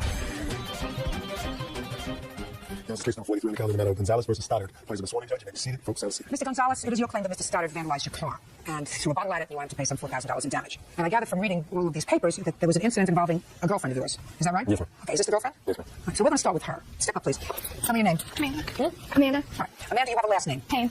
On what night did you allegedly have trouble with Mr. Gonzalez and his friends? The night of the incident. Well, what date was that? I'm not sure. What date was that? August 26, 2004. All right, now I want you to tell me your version of what happened that night. I was outside talking to Sam over here, and I was going to go back into the apartment, and him and his friend stopped me, and they took me over to the... Okay, he and his friend. Did you know them before that evening? I had met them, yes. So you were acquaintances? Right. And you say he and his friend stopped you. How did they stop you? They took me by my arms. They grabbed me by my arms just like that. Yes. And they took me over by the pool area, and they were touching me and feeling me. Tell me what they said to you when they grabbed you by the arm. Tell me what... They had been drinking, so they were just slurring and just making rude comments to me, saying, you're going to come over here, and, we're going to do this and that. And I had hollered for Sam. And okay, so they pulled you over to the pool area? Yeah, we were walking over by there. Well, as you were walking over to the pool area, were you calling for help? Yes, I called for Sam. And as you were walking over to the pool area? Yes. Before anything happened to you, were you calling for anybody? No, because they just took me by my arms, and they were just walking me over there fast. Well, did you say I don't want to go with you? I don't understand Yeah, that. I did. Amanda, Okay, let's get going. So they walked you over to the pool area. Go ahead. They had me picked up, and they were smacking my butt and just touching me, like I said. And you were calling for Sam? Yes. Go ahead. And they told me to shut up, and they called me a B word. Go ahead. And then that's when Obed came over. That's this person over here, yeah? Yes, and he came over, and he'd been drinking, and I said, Obed, do something. And he said, what? Like nothing was going on. Yeah? And then he left. And then I managed to get myself away from them, and I ran back over to Sam and told Sam about it. Hey, Sam. Sam, you have a last name? Dyer. What did Amanda tell you, Mr. Dyer, when she came over to you? I want you to think very carefully the exact words she used. She was crying, and at first I couldn't get her to tell me. It was hard to find out what was going on. She started to tell me that these men had tried to grab her, touch her, and she used the word rape. At the same time that she had told me that, I saw the two walk past me to the car, get in the car. And this gentleman was one of them? Yes. Okay, so they walked past you and they got into the car. And then I went to the car to ask them if they were leaving. And they said, yes, but we'll be right back. We're going to the store. I went in to get my buddy, Keith, right here, to tell him what had happened. And I was angry. I can say that for myself. I was angry. I don't like to see. She was hysterical, very upset. And I told him what was going on. You told Heath? Heath. He was getting ready for work at the time. You know, I was excited. I was like, I was kind of jazzed now, and I'm telling him, these guys are coming right back. This is what happened. Okay, so they left. They did. They had left, and they returned. Do they live there in this apartment complex? Obed. He does. Does live there, yes. He does. So that they came back because they said they were going to. Yes. Okay. Strange behavior for people who were trying to rape somebody to leave and come back. But go ahead. Okay. I didn't actually see this, but I heard a glass shatter. That's when Heath later had told me that was a beer bottle that hit the window. That he threw at the window? Yes. Go ahead. The passenger then, he's not here right now, but the passenger jumped out, throwing his hands up, ready to fight. So somebody had thrown a bottle? Right. Okay, go ahead. And there were three of them, one of Heath. Heath was approaching the car. As he was approaching the car, I went around the passenger side and engaged in a scuffle with the guy who had jumped out. I was ready, telling him to take a swing, which he did try to take a swing. I ended up taking him to the ground. He started to pull away from me. Heath was right there. They started fighting. I started to separate the two, the guy that is not here, Heath and that other guy. And that's really all that I saw. You've been most helpful. Thank you. Don't sit down. Okay. Mr. Gonzalez, had you been drinking that night? We have been drinking. We weren't Shh. Have you been drinking that night? No. Have you been? Yes. What have you been drinking? Beer. And you? No, ma'am. Fine.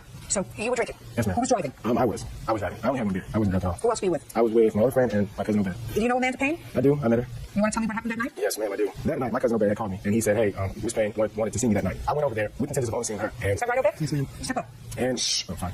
Obed, when did Miss Payne tell you that she wanted to see your cousin? We were outside talking, and I told her that David was in town, and she told me to call him up, so I called him up. Is that right? No, I never wanted to see him. Who are you? No, I'm not. Oh, yeah, you are. Well, I could tell that your whole story was a little bit smelly. But about this, I know for sure you're lying, because he's telling me the truth. You caused a whole lot of trouble that night.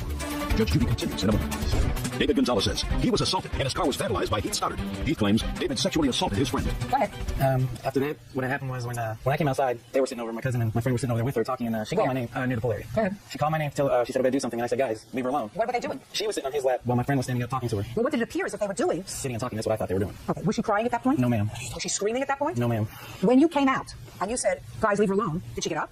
Yes, she did. She got up and so did they, and I took them to the store to put gas in her car. And then you came back? Yes, ma'am, because they dropped me off. They had to go back to where they live. Do you know Heath? Yes, ma'am, I do. He was right across the music from me. You think Heath knew that she had said, why don't you call David and have him come over? No, ma'am, because he came and asked me earlier on after the incident happened. He asked me some questions, and I told him, she told him that she had nobody, that she was just staying with him, just to live there. She didn't say that she was dating him. According to you, Amanda, this was a pretty terrible experience. Is that right? Yes. When did you contact the police, and can I see the police report? The cops were called while the fight was occurring. Can I see the report, please? Who called the police? I'm not sure. There was a lady that lived upstairs, and she called the cops. Is that the only police report you had? This has nothing to do with the assault. That is the assault. Now, this is what you allege happened to you. What happened to the assault on these guys? I couldn't get access to that trial. Did you file one? Yes, I did. When?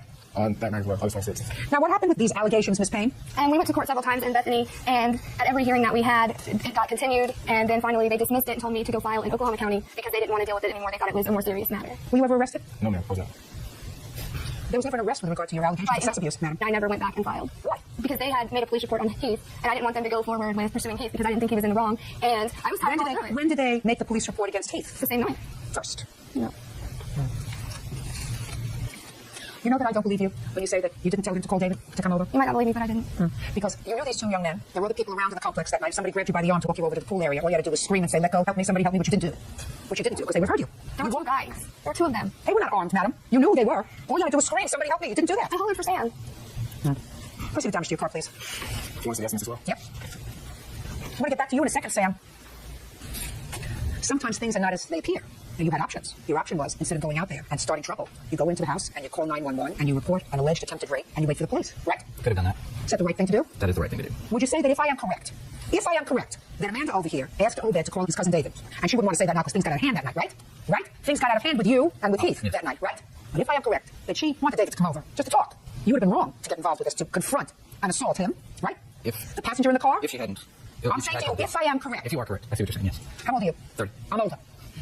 What kind of work do you do? At the time, I was a detention officer for Juvenile Detention Center. And now? Now I manage group homes for people with developmental disabilities. Well, my job for the last 30 years or so has been to figure out who was telling the truth and who's telling a lie. That's my job. Right. So I have more experience than you do. So you have to rely on me when I say to you, she asked Obed to call his cousin. Now, if you knew that then, would you have confronted the passenger in the car? Not in that case. Right. Okay. Boy, if I were one of two guys that attempted to rape somebody, I wouldn't go put gas in my car and come back to the same place. That just doesn't sound right. Once I got in my car, I would leave and not come back. So, boy, hope this blows over. Wouldn't you? And they thought nothing was going to happen. Maybe they thought nothing was going to happen because nothing happened. That's a possibility, isn't it? That is a possibility. I know that Heath would like to believe everything that she says. It's not true. And what you two gentlemen should have done was to pick up the phone and call the police so that in the event that something did happen to this young lady, the police would have dealt with it. They weren't going anywhere. They had just come back. What kind of car do you have, sir? 1995 Mazda 626. The estimate that you have probably is worth more than the car is worth. There's a lot of damage to the car. Judgment for the plaintiff in the amount of $2,500. That's all. We were about to leave home and the cops come over and they're like, oh, yeah, by the way, here's his papers, something bad. I was like, what? She just speculated and made her own ruling. You know, she didn't even ask me what happened. You know, my side or anything. Basically, she ran the game on everybody. They're lying. They wanted the money, and that's what they did. And now the next case. All parties in the matter of Ramos versus Kearney. Step forward, please. 19-year-old salesperson Aubrey Ramos is suing her ex-boyfriend, 25-year-old tow truck driver Tim Kearney, for a loan to pay a marijuana fine and for a cell phone. Ms. Ramos, the defendant is your former boyfriend. You claim he owes you for some tickets that you paid off for him and a cell phone. Yes. And he says that he paid you for the loan for the tickets, and he doesn't owe you anything for the cell phone. Loans. Let me hear. All right, as of 11/13 of last year, Tim asked me if I could pay a ticket that was amount of $600. It was for possession of marijuana, and I had just received a credit card at that time, so I said I would go ahead and do that. He also said he would pay me every week, $50. And did he do that? For about 2 weeks, he paid me, and then it was every other week, and then it was whenever he had the money. Well, who kept a record? I kept the record. Let me see the record you kept. I don't have, I mean, I calculated it on paper. I don't have any proof other than what the credit card states. No, he said he paid you. So if he paid you, he paid you for 2 weeks, and then he skipped a week, and then he paid you the next week, and then he paid when he could. Somebody had to keep a record of when the payments were made and what there is. How do you know what the balance was? Are you guessing what the balance is? I'm not guessing. I totaled it up, and well, show me from what you totaled it up. I just kept it on a scrap piece of paper that I do not have. Oh. Okay. What else? Then, February 21st of 2004, Tim wanted to join my phone bill, have another line on there. He said he would pay me every month that the phone bill was due, and that if we stopped dating, he would still pay the fee every month. He then decided to break up with me a month later, and he kept paying the bill for another 2 months. His girlfriend and I got in a confrontation over the phone, so I turned off his phone the next day. There was a $200 cancellation fee. He told me that he did not owe me any more money for He doesn't owe you any money. He kept his end of the bargain. Not at all. Shh. Do I look like I need some help? When you lend somebody money, you keep records. Courts don't deal in guessing. Mr. Kearney says that he has, in fact, paid you back all but $50. Yes, ma'am. Is that right? That's correct. Now, he doesn't know that either. He's just making that up. You don't know how much he owes you because you're just making it up. Because if you had scraps of paper, then you would have brought them to court. You didn't. When you make a contract arrangement with somebody, even if it's an oral contract, you keep records. Otherwise, you're asking courts to guess. Courts don't guess. Mr. Kearney says he owes you $50. You can't prove to me that he owes you any more than $50. So you get $50 on the loan for the ticket for the marijuana. But now, as far as the cell phone is concerned, this is very, very fast. He made an arrangement with you, according to what you just told me, that he would pay you each month for the cell phone. And according to you, he paid you even after you broke up. For 2 months, he paid the cell phone bill. And then you got into a contest, a match with his girlfriend on the phone, and you turned off the cell phone. That's what you just told me. So you want the $200 cancellation fee. He doesn't owe that to you. He didn't tell you to cancel the phone. You canceled the phone because you had an argument with his girlfriend. You had no right to turn off the telephone, and if you did, and incurred a cancellation fee, that, Ms. Ramos, is your problem. Judgment for the plaintiff in the amount of $50. That's all. Thank you. Thank you. The only reason we were even here today is because she needs to try and stay in my life. I want her as far away as possible. Keep her away. Everybody knows he's a jerk and he's cheap. Miss Ramos found out that I wouldn't be with her, sleep with her, have any kind of sexual relations with her anymore. She got real mad, cut off my cell phone. Stay with his new girlfriend and have a great life. I told her I wouldn't be with her anymore, and she's all, oh, well, is that girl so much better than me? Well, yeah, she is that much better than her. That's why she's my fiance now. He was a liar. He cheated, and 1-year-old auto detailer Brad Soderblom is suing his former friend, 20-year-old delivery man Richard Martin Jr., for his share of damage to a hotel room. Brad says during a night of heavy drinking, Richard fell through a window.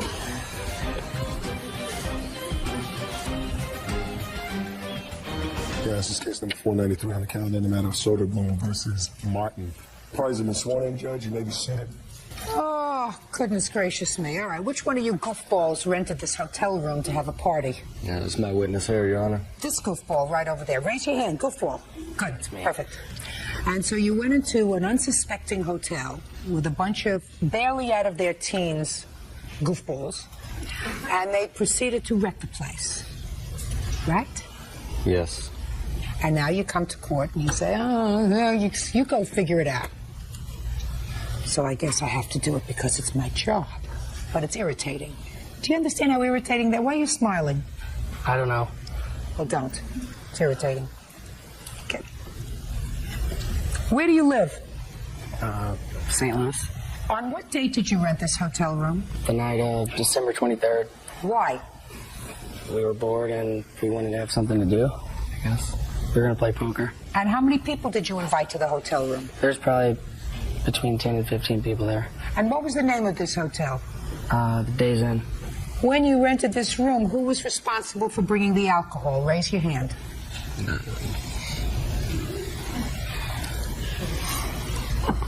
You had to watch that in slow motion. It was really quite interesting. And what kind of alcohol did you bring? Just Bud Light. How much? I had about a 12-pack or more. 12-pack or more. Did they make a 16-pack? Yeah, it's probably a 16-pack. They make a 16-pack? No, I just called it that. About 12 plus 4 more.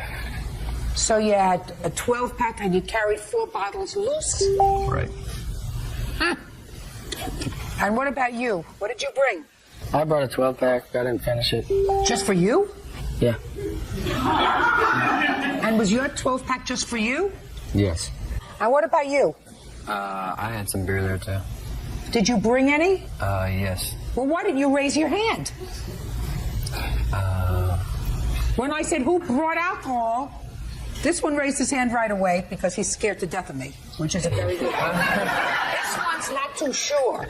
I thought you were just looking at them, asking them if they brought alcohol. No, I'm an ecumenical abuser. I did, too. What did you bring? 12-pack of Bud Light. And was that just for you? Yeah. Excuse me? Yeah. Yes, ma'am. That's better. Okay, so this is what the lawsuit is about. You rented the room on your credit card. There was some damage to the room in the amount of $360? No, the damage total was $955.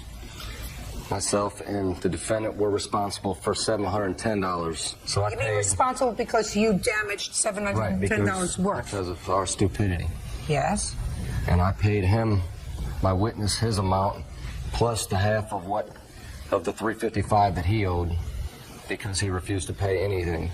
I wish I could figure out a way to really torture them better. Oh, you will. You're right. Who are you? Mary Burkhardt. How are you related to this case? I'm a friend of Richard's, and I was bringing him home that night. She's the sober one that was there. The only sober one. Who are you? I'm DJ Feldorf. What'd you do? I was there at the party. You were one of the goofballs. Yes. Good. Mr. Hill, I want you to describe the damage to the room that was done at the Days Inn. There was a hole in the bathroom door, blood on the mattress. From what? From one of them going through the window and coming back in the room. Yeah. Keep going. Carpet extraction to clean the glass. Rooms got charged. Both rooms got charged because the mattress had to get replaced and the room with the window broken had to get replaced. So You mean there were 2 different rooms? the room that the window got broken in was not my room. Whose room was that? It was nobody's room. It was a vacant room. They were on the balcony when they were wrestling and went through a different room. It wasn't even my room, and I paid for it. What else? That's it. They charged for the room, the mattress, the carpet, the door, the window, an AC vent below the window, and the labor for the window. And they had your credit card for this, is that correct? Yes, ma'am. Yeah. Good for you, Days Inn. What kind of work do you do? I work at Subway. Work at Subway? Yes. You know how many sandwiches you have to make for $955? Yes. Were you the only group staying at the Days Inn that night? There were other guests there. How many times did somebody call, knock at the door, and say, "Could you keep it down"? There were no complaints. We weren't very loud. Except when there were fights. At the end, yes. That was at like 6 a.m. No, we were fighting. No, there was, he wasn't even playing poker. This side was playing poker of the room. This side over here was like a party room. Party room, what does that mean? Like a party room, like where everybody's just standing up, drinking, having fun. And then everyone's over here wrestling while everyone over here is playing poker. Everyone's not wrestling. So, I want you to describe to me what you did to cause Mr. Soderblom to sue you today for your portion of whatever he paid. Well, we were in the wrestling. In which room? In the hotel room, and we were wrestling. Everybody was, not just me. And then by the end of the night, after poker, I started wrestling too. I admit that we started getting into it. I mean, we had a room and there's 2 beds, and we're roughhousing and stuff. And then I said I was going to leave at like 5 o'clock in the morning. There's only 5 people left. And then he followed me out of my room. And He followed you out of the room? Yeah. Is that right so far? You followed him out of the room? He skipped a part. Right, he missed something. Sure, but I followed I'm him. going to listen Yes, to the ma'am. story. Go ahead. And then it's good 10 or 15 feet to the next door. And then he came behind me, and I grabbed him as he pushed me, and he like pushed me through the window. Okay, now you tell me your version of how that happened. Okay. I'll skip all the BS he was talking about. Excuse me? No, about anything didn't have anything to do with how the wrestling started. Don't forget where you are, Mr. Soder. Judge Judy continues in a moment. Soderblom says former friend Richard Martin Jr. owes for damage he caused to a hotel room. Brad says a drunken Richard fell through a window. Go ahead. At 5 o'clock a.m., as he was leaving, I went to shake his hand. I was sitting on the edge of the bed, and he grabbed my arm and pulled me down on the ground. And then he ran out of the room thinking it was funny. I didn't think it was funny, so I chased him out, and we started arguing. Well, you chased him out into the hall. Right. He was leaving. Yes. So the danger was gone. Yes. It was no longer a question if it could ever be considered self-defense. He was extricating himself from the situation. Right. I leave it. And you chased him outside. Right. Now, continue. I followed him into the hall, and I was a little upset. So what did you do being upset and after your 12-plus pack? We just started arguing, and then... Well, tell me about the argument. Were you yelling at each other? Yes, we were yelling at each other. At 5 o'clock in the morning? Yes. When the other people in the hotel was sleeping? There wasn't anybody else on the floor. You mean at the whole floor? You probably emptied them out. Yes, there was no other rooms within the area where we were at. Go ahead. And we started arguing, yelling at each other, and we started pushing each other. And we were locked onto each other like this. He had his arms right here, and I had my arms on his. And we were wrestling, and he caught the back end of the window, and he went back into it like that, and then I went forward, and I got a cut on my finger as well. Because if I pushed him through the window, then I wouldn't have any scars or marks on me. You want to tell me your version of were you sober? Did you see this? Did you see this part of what happened? Yes. Okay, step up. Tell me your name. Mary Burkhardt. All right, Mary, tell me what you saw. We left the hotel room. From what I remember, Brad was already on the floor. And we said goodbye to everybody. We were walking out down the stairs. Who were you walking with? Richard. So the two of you were walking together. Mm-hmm. You left that out. Is that true? I don't remember her being there, right there. She was by the door. So she was outside? Afterwards, yes. Go ahead. As we were walking out, we heard someone rushing up on Richard. Brad started wrestling with him, and when he grabbed him out of natural reaction, Richard grabbed him back, and they fell into the window. Okay, good. Sit down. Mr. Soderblom, there are certain generally accepted principles of law, and one of them is that if you can say in a civil action, in a civil case, and this is a civil case, but for your actions, this incident would not have occurred. I'm comfortable in finding that he's not responsible, just you. He was leaving the room.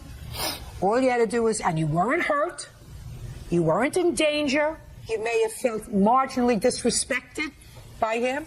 However, probably you wouldn't have felt that way if you didn't have too much to drink. Everybody was roughhousing that day. He didn't intend to hurt you. And you were not at risk in any way when you went outside and confronted him. So you caused the damage. Pay for it. That's all. Thank you. Party's are excused. You may step out. I gave the police his information, and he was contacted that morning. The next morning, I got a DWI. They just told us that if we didn't pay for the damages, then we would be going to jail. I think that if they didn't. And now the next case. All parties in the matter of Young versus Elahi. Step forward, please. 19-year-old bank teller Chris Young is suing limo company owner Mike Elahi for ruining his prom. Chris says the limo was too small and over an hour late. Mr. Elahi, you own a limousine company? Yes, ma'am. How many cars do you have? 4. How long have you had the company? This company is about 2 years. What kind of cars do you have? I have a sedan, SUV, and Excursion and Hummer. Mr. Young, Yes. you, according to your complaint, hired the defendant for a prom. Correct. And what kind of car did you rent? I requested, he told me he had an 18-passenger Hummer limo. Is that what you told him you wanted? Right, he said that's all he had left. Did you have a contract with him? I have the credit card statement. Let me see it, please. What night was your prom? It was the night of May 15th. And when had you reserved this? I called her around the 12th, I believe it was. Would you have been just as happy with the SUV or another car? The whole reason we ordered the Hummer is because we had a couple extra people join our group. What time was he supposed to arrive? He's supposed to arrive at 6:30. What time did the car arrive? Around 8:15. What kind of car arrived? It was a 12-person excursion. Did you call the defendant between 6:30 and 8:15? I called the defendant at 6:30 to ask where the limo was. And where was the limo, sir? It was at the location. No, he called you at 6:30, sir, asking you where the car was. At 6:30, I don't recall that. I don't recall that. Well, you don't yeah. recall that? No. Well, he does. So then you must be mistaken. I talked to 6:45. I talked to the driver, and he was with the customer. With what customer? With the passengers. These passengers? Absolutely. No. Sir. No. Otherwise, he wouldn't be here today. What's the name of your company? A1 Limousine. A1 didn't do their job that night, sir. They didn't get to his house until, according to him, Well, at least an hour and a half late. Well, it was an hour and a half.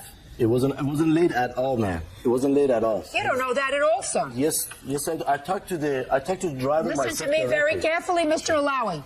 Sure. You can't tell me what the driver said to you. That's hearsay. Why didn't you bring the driver here? What driver is no longer with the company. It's no Why longer not? with the company. Well, this job is about a year ago. I tried to find the driver. But Not a year unfortunately, I ago. wasn't successful. All right, well, then 15th. you can't tell me anything, sir. I have to rely on what the plaintiff tells me. So the car was an hour and 45 minutes late. I have proof of the limo being late. Can I see it, please? You still have this limousine company? Yes, I do. I would have suggested, Mr. Alawi, that what you do is to credit Mr. Young for that evening, or at least for a substantial part of it, because your company's not going to come out looking really good tonight. Well, according to my note, I checked with Here's the a letter driver from at- the Agora High School, from the principal, indicating that they received a distress telephone call from the parents of Chris Young, indicating that the limo, which had been ordered, had not arrived, and the students would miss the 9 o'clock deadline for admission. After conferring with me, the students were granted a half-hour extension of the deadline until 9:30. But, ma'am, they used the service. They used the service, and they were in the car before 7 o'clock. There was no way they were... They were not! They were not in the car. Because, listen to me, the car didn't get there. Well, they could have canceled the whole thing. Why did they use the service then? If the driver was late hour and 45 minutes, why did they use the service? Where is A1 Limousine located? West Los Angeles? I wouldn't use them. Ever. When you have a company, and we're not getting to the condition of the limousine when it arrived, because I read that. When you have a company that accepts the responsibility of providing limousine service for high school kids for their prom, and you don't do the right thing, you have to be able to accept responsibility. Absolutely, that's part of our job, you know. to be there on time. And you did not. And if you did not, you're supposed to be able to say, we did not, and it's the cost of doing business, I'm going to refund your money. Well, that's not true, ma'am. The driver was there on time, and the car was I'm telling you, the driver was not there on time. What part of that don't you understand? Well, I Are you understand fit? what you're saying, but you Are know. you fit? You have pictures of what the car looks Yes, like inside? Can I see it, putting please? my hands Can I through see it, please? The pictures don't show any much of Malawi. the mess inside. I have a witness that saw the inside of the limo. Who is that? Paula? Step up, please. Tell me your name. Paula Smith-Shamey. I'm the mother of his date. I was there through the whole waiting for the driver. You were the mother of his date? Yes. That would be you. You look very pretty, by the way. Thank you. What time did the car arrive? It was about an hour and a half after it was supposed to be there. And even when the limo did finally arrive, the driver would not take them. He said that he was being told that he could not drive them, or if he drove them, he wouldn't get paid. On his own, he suggested, well, I can take you down there because it's on my way back, but I can't bring you back. Did he bring them back? Well, after negotiating, yes, he did take them, but there wasn't enough room. The kids sat on the floor. 2 of the kids were transported by their parents, but it was still very crowded in there. One of the kids was on the floor. Could you describe to me what the limousine looked like? It looked like a party vehicle. It was leopard print with mirrored ceilings. There was cans on the floor. There was dirt on the carpeting inside. And it was Was this one of your regular cars, Mr. Alawi? That's the answer, yes or no. Was this one of your regular cars? No, ma'am. You subcontracted for this car. That's correct. Judgment for the plaintiff in the amount requested, which was $1,356.25. Mr. Alawi, I'm going to tell you something, sir. You make a big mistake as a businessman. As a businessman, you certainly don't air your dirty laundry in front of 10 million people. That's all. It was dirty. There were soda cans all over it. During that time, the prom, everybody looking for that type of car. We didn't get anything to drink because the Lindsay is suing her ex-boyfriend, Barber John Williams, for unpaid loans and for his share of a Cancun vacation. John says the vacation was Lori's attempt at reconciliation after she destroyed his crocodile skin shoes. All rise. Now, this is case number 486 on the calendar, the matter of Lindsay versus Williams. Parties have been sworn in, Judge. You may be seated. Miss Lindsay, Mr. Williams used to be your boyfriend. He's not your boyfriend anymore. It is your claim that he owes you a whole bunch of money for loans that you made to him during the course of your relationship, including, but not limited to, half the expenses for a trip that you paid for to Cancun. Yes. Mr. Williams says that he owes you nothing. Whatever money that you did give him was sort of boyfriend-girlfriend thing. There was never any agreement to pay back that money, and that you had a hissy fit at one point and you cut his crocodile shoes. As a result of that, you felt guilty, so you invited him to go on a trip to Cancun, all expenses paid, right? Yes. When did you meet Mr. Williams, Miss Lindsay? In October of 01. And how long were you together? Until May of 04. Did you ever live together? No. I lived in Cincinnati. He was in Philadelphia. Were you under the impression that you were the only girlfriend? Yes, ma'am. Did you have a monogamous relationship, Mr. Williams, with Miss Lindsay? No. When did you tell her that you were seeing other people as well? After the day we came from Cancun. 2004? Yes. Okay. What money do you claim you loaned to Mr. Williams during the course of your relationship, other than the trip to Cancun? Well, over the course of our relationship, John seemed to have been financially in trouble a lot. I did loan him some money by way of, I said, now look, if you need this money, I will loan it to you, when you get on your feet, you can pay it back. Well, what if he never got back on his feet? He said, okay, he agreed What to I'm that. saying to you is, what if he never got back on his feet? Some people never do. I just would not have... Gotten your money back. Right. Are you back on your feet? Somewhat. Somewhat. You see, Miss Lindsay, a loan goes something like this. I am going to give you $1,000. Our agreement is you pay me back $1,000 when you get your tax returns in 2005. Now, what if you never get your tax refund back in 2005? Do you have a loan? Yes. No. if you don't? If you say, I'm going to give you this $1,000, you're going to pay me back in May of 2005, hopefully from your tax returns. But if you don't pay me back from your tax returns, the loan has to be paid in May of 2005. Do you understand the difference? I do. Okay. So here's some money, honey. You pay me back when you get back on your feet. You don't even expect to get paid back. But I did, Your Honor. He started to pay. Well, you started giving him money right away, according to you, and you started going out with him in 2001. So let's say you made the first advance in 2002? The 7th month of 2002. And when did you make your last loan to him? The 7th month of 03. When did you loan him money to go to Cancun? That was just on the credit card. We agreed to, we were going to go to Cancun. We had been to the Bahamas, and we received round-trip vouchers. I don't care where you're going to go. You gave him money in 2002. He never paid you back, according to you. He owed you money from 2003 that he hadn't paid back fully, because you allege that is money that he owes you, right? So in the summer of 2004, a year later, you decide to loan him money to go to Cancun. And what I don't understand is why you're making him a loan when he still owes you money from the year before, and why you're making a loan when he still owes you money from the year before that. Because I believed that he would pay it back. Well, I don't know what gave you that impression. Because he was paid some money. How much did he pay you back? He had paid $200. On how much of a loan? I don't know, because I had not added it all total at that point. Miss Lindsay. Yes. He doesn't want to be your boyfriend anymore. That's fine. I'm okay with that. Very much so. Good. Okay. Tell me about the trip to Cancun, Mr. Williams. How that came about, Your Honor, was he had gotten 2 round-trip vouchers from Bermuda when we went to a trip. All right, Bahamas, Bermuda, South the same thing. All right, she called me up, Your Honor, and she said, well, that look. means the same thing in Yiddish. So it means the same thing. Yeah, go ahead. She called me up, John, look here, let's go to Cancun. We got these vouchers, and I'll take you there. You got the plane ticket to get there. I'll take care of that. I'm saying, cool, all right. You know, I felt that I was owed that anyway. Why? You know, we were in a relationship. It was starting to get more serious than I wanted it to be. Miss Lindsay, she really didn't want to hear that.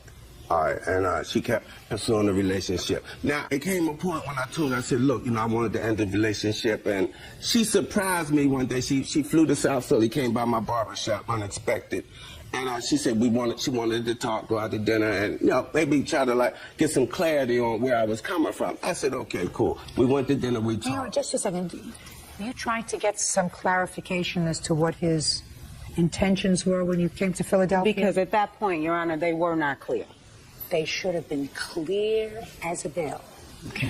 You met him in 2001. If he wasn't down on one knee between 2001 and 2004 with a small box in his hand, you should have known what his intentions were. Right?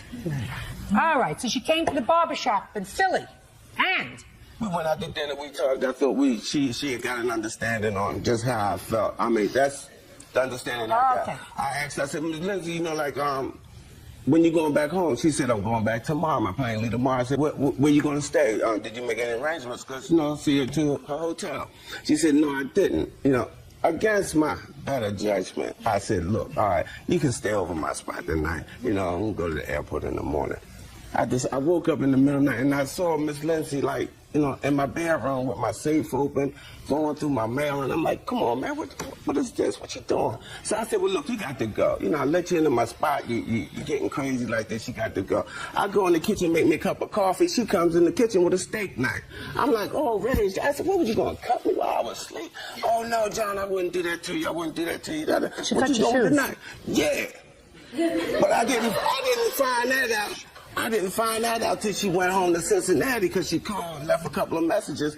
You know, John, I need to talk to you, so I returned the call. What's going on? She said, I did something I regret, and I wanted to tell you before you found out. I'm like, what's going on? She said, I cut up your shoes. I'm like, oh, Ray. I looked down at my shoe rack. She cut up 6 pair of my skins, my Crocs, y'all.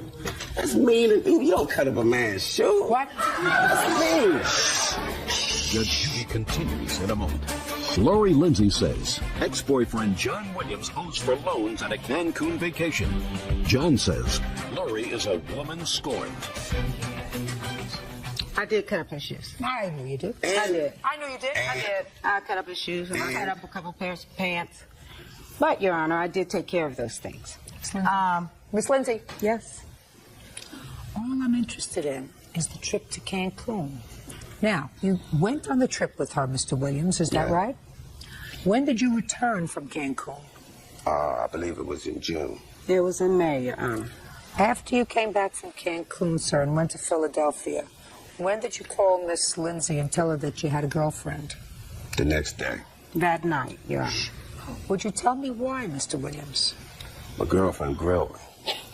She was like on me because I lied to her and told her I was going to my sister in North Carolina. I don't know how she put it together, but, you know, she was at me, and just busted me.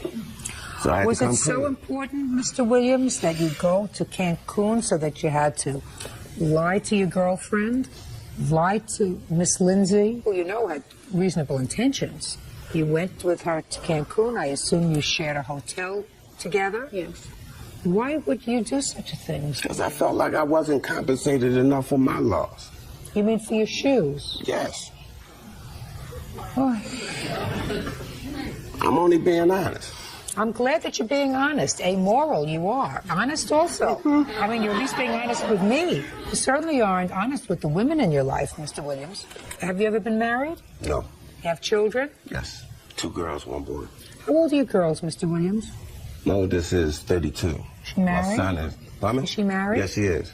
Have children? Yes. What would you think about her husband if he told her he was going to see his aged aunt in North Carolina and went with a woman to Cancun on a lark for 4 days? How would you feel about him? That wouldn't be cool. No, how would you feel about him? Would you feel hateful if he hurt your daughter? Yeah. Would you feel as if he deserved whatever happened to him? Because Yes. he was an amoral person? Yes. Do you consider yourself an amoral person? I try. You try to be amoral, you're succeeding. You get my drift, sir? I'm trying to teach you about the word empathy. Empathy is a thing that one human being feels for another, so that you don't say, my needs, my desires are more, even if they're wrong, are more important than another person's feelings that are legitimate. You know, her feelings are legitimate. She may have been overly involved in you, but you are certainly doing little things to, in your own way, encourage that. I don't think so, yeah. Yeah, sure you are. So, you see, when a man says to a woman, sure, I'd love to go to Cancun. Let's go. We'll go. We'll have a great time. You spend 4 days. You share the same room. You were intimate with each other. You had dinner together. You laughed with each other. And then when you come home and your girlfriend grills you, you call her that night. And you say, by the way, I have a girlfriend. And this was all a joke that I played on you. A dishonest, cruel, but that's what it was. It was a dishonest, cruel joke to 2 women, her and your girlfriend. Yeah, And your girlfriend. That, sir, is amoral. And you can take your shoes, and if I were at a different venue, I would tell you what you could do with them. He said, you called and said, I want to go to Cancun, and he says you cut up all of his skin shoes, and he thought that was a good payment for it. Well, that's a little amoral, but it's also not the right thing to cut up I and have destroy his proof clothes. that I paid for the things that I cut up. I have proof here, ma'am. Show me. There's for damages and repairs. Ask him about, he bought a fur coat. in No. Cincinnati. All I want to know is, show me that you paid him the money for the clothes that you cut up. There. Highlight it in different October areas. 15th, shoes, $180. Did she buy you shoes, sir? 3 pair. Oh, she did buy you 3 pair. I never said that she didn't. Well, no, but listen to me, sir. What you said was, in your answer, I said when it came to... after that incident involving the shoes, Lori did everything she could to try to make it up to me. She bought me a pair of shoes to replace a few things she cut up, but it didn't come close to the amount she had ruined. So when Lori contacted me and wanted to take me on a trip to Cancun, I accepted, no strings attached. Yeah. Oh, Your Honor. Who was supposed to pay for the hotel, Mr. Williams? Lord. It was agreed upon. I didn't call him asking him to go to Cancun. When we got the tickets in Bermuda, almost a year before, we agreed that we were going to go. Okay. So we were in a relationship. Okay. Mr. Williams, not only did you go to Cancun and you hurt two ladies by going to Cancun for no reason, you got to pay for at least half your way. So I'm going to give Miss Lindsay a judgment to the amount of $750. Write him off. He's bad news. He's somebody else's problem now. Exactly. Very good. Thank you. Parties are excused. You may step out. I was going through some things and I found out some things that I didn't particularly care for. When she handed me the steak knife, I was like, I thought she was going to cut me. Somehow they ended up sliced. I mean, that's mean. That's just mean and evil. Cut up a man's pants. Come on, that ain't right. I didn't get all of it, but that's the price I paid. And now the next case. All parties in the matter of Karis versus Tierlink. Step forward. Retail manager Karen Karis is suing her ex-boyfriend, construction salesman Steve Tierlink, for unpaid rent and for money she loaned him to feed his children. Steve says Karen is crazy. Ms. Karis, you briefly had a relationship, according to what I read, with Mr. Tierlink. And you claim that he stayed in your house for 2 weeks, for which he owes you expenses. Yes, Your Honor. And in addition, you say he owes you some money for a small loan that you gave him. Yes. Mr. Tierlink says, I'm paraphrasing, you're a nut. You hit it. You may be right. Why did he move into your house? He was evicted from his apartment. You invited him to come? He called me and told me that he was in a lot of trouble and pretty much showed up at my house in tears with his 2 little children. So you said, come on in. What else could I do? Good. Did they have a spare room for them? No. Where did he sleep? On the floor. Where did his children sleep? On the floor. And after 2 weeks, he left? Yes. Now, how much did he say he would pay you for the 2 weeks that he stayed in your house? He just offered to give me some money. He said that I can pay you some money, and it wasn't some specific... So it wasn't a firm contract? Exactly. Perfect. Then you get no money. Now let's move on to what this loan was. You want to tell me about it? He said that he needed some money. He said that he didn't have any food for his children, and so I gave him some money because I was afraid that he wasn't going to be able to feed his children. Good. How much did you give him? $50. That was nice of you. It was a loan. Well, you said it was a loan. That's not what you just told me. You said you were afraid he wouldn't have money to take care of his children. He asked me to borrow the money, and I agreed that I would lend him the money, and he agreed that he would pay me back. Tell me about the conversation. Well, he said that, he needed some money, and I said that I would agree to lend him the money, and when I agreed to lend someone the money, then I expect them to pay me back, and he did agree to pay me back. So did she give you $50, sir? Yes, she did, Your Honor. Okay. Did you give it back to her? Not in that way. What did you do? I took her out for dinner, drinks, lunch. Yes. When? Shortly after I stayed at her location, which wasn't 2 weeks.